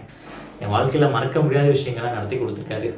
ஸோ அவருக்கு நான் என்றைக்குமே கடமைப்பட்டிருக்கிறேன். அது இந்த பதிவை நான் ஏன் உங்ககிட்ட சொல்கிறேன் அப்படின்னா, நான் அதுக்கு ஒரு உதாரணம். நிறைய மக்கள் பார்க்குறீங்க, வீடியோ பார்ப்பீங்க, நிறையா சேனலுடைய அன்பர்கள்லாம் பார்ப்பீங்க. இதெல்லாம் நீங்கள் தெரிஞ்சுக்கணும் அப்படின்னு சொல்லிட்டு தான் நான் உங்ககிட்ட சொல்கிறேன். எனக்கு என்னோட சந்தோஷம் என்னோட மட்டும் போயிடக்கூடாது. இது நீங்கள் பார்க்கும்போது சரி உங்களுக்கு ஒரு மனசுக்குள்ள ஒரு விஷயம் தோணலாம்ல, மனமுருகி ஏதாவது கண்டிப்பாக வேண்டணும் அப்படின்னா கண்டிப்பாக நடக்குன்றது ஒன்று இருக்குது. நம்பிக்கை ஒன்று இருக்கு இல்லைங்க, அந்த நம்பிக்கைக்கு கிடைச்ச ஒரு பரிசு தான் எங்கள் அப்பா எனக்கு கொடுத்த விஷயம். ஓகே நண்பர்களே, இது வரைக்கும் இந்த வீடியோ பதிவாக கண்டிப்பாக எல்லாருக்கும் பார்த்துருப்பீங்க. நிறைய விஷயம் கண்டிப்பாக தெரிஞ்சிருக்கும், கிடச்சிருக்கும் உங்களுக்கும். ஏதாவது சந்தேகங்கள்லாம் இருந்துச்சு அப்படின்னா கண்டிப்பாக எனக்கு கமெண்ட்டில் போடுங்க, நான் உங்களுக்கு தெளிவாக எக்ஸ்பிளைன் பண்ணுறேன். அப்புறம் இன்னொன்று, எல்லா டீட்டெயில்ஸும் கொடுக்குறேன். எங்கே தங்குறது, என்ன விஷயங்கள், ஆரத்தி புக் பண்ணுறது, அந்த எல்லாமே வெப்சைட்ஸு, அப்புறம் நம்மளுடைய சில பல காண்டாக்ட் நம்பர்ஸ் தான் இருக்குன்னா நான் கண்டிப்பாக கொடுக்குறேன். ஓகே, உங்களுக்கு ஏதாவது சந்தேகம் இருந்துச்சு அப்படின்னா என்னோட மெயில் ஐடி நான் கீழே கொடுக்குறேன். அதுக்கும் நீங்கள் தாராளமாக மெயில் பண்ணி நீங்கள் கேட்கலாம். அப்படி இல்லைன்னா ஒரு 2-3 நாள் பாருங்கள், நான் என்னோடய நம்பர் ஏதாவது இருந்துச்சு அப்படின்னா நான் அதை அப்டேட் பண்ணுறேன். கூடிய சீக்கிரம் நான் அப்டேட் பண்ணுறேன். சரி, எனக்கு தெரிஞ்ச வரைக்கும் எல்லாம் சொல்லியிருப்பேன்னு நினைக்கிறேன். ஏதாவது விட்டு போயிருந்துச்சுன்னா நீங்கள் கமெண்ட்டில் கேளுங்க, சொல்கிறேன். ஸோ காசி யாத்திரை பயணத்தை என்னைய மாதிரியும் நீங்கள் ஆரம்பிச்சும் போகலாம். அப்படி இல்லைன்னா நார்மலாக ராமேஸ்வரம், என்ன சொல்கிறது, திரிவேணி சங்கம், காசி இந்த மாதிரியும் போகலாம். அப்புறம் இந்த முன்னோர்களுக்குள்ள திதி தர்ப்பணம் கொடுக்குறீங்க பார்த்தீங்களா, அது எந்த இடத்துல வேணாலும் பண்ணலாம். காசின்னு மட்டும் கிடையாது, கயான்னு கிடையாது, எங்கே வேணாலும் பண்ணலாம். பட் முதல் முறைன்ற போது கயாவில் பண்ணுறது சிறப்புன்னு எல்லாரும் மூலியமாகவும் நான் கேள்விப்பட்டிருக்கேன். அதை வேணால் நீங்கள் ட்ரை பண்ணி பாருங்கள். சரி, ஓகே நண்பர்களே, இது வரைக்கும் பேசினால வீடியோ ரொம்ப லென்த் ஆகிடுச்சிங்க. சரி, ஓகே, இது வரைக்கும் இந்த பதிவை பார்த்தவங்க எல்லாருக்கும் ஒரு பெரிய நன்றியை தெரிவிச்சுக்கிறேன். அண்ட் இந்த பதிவு கண்டிப்பாக உங்களுக்கு ஒரு பெரிய என்ன சொல்கிறது, ஒரு ஹெல்ப்ஃபுல்லாக இருக்குன்னு நான் நம்புகிறேன். Thank you so much.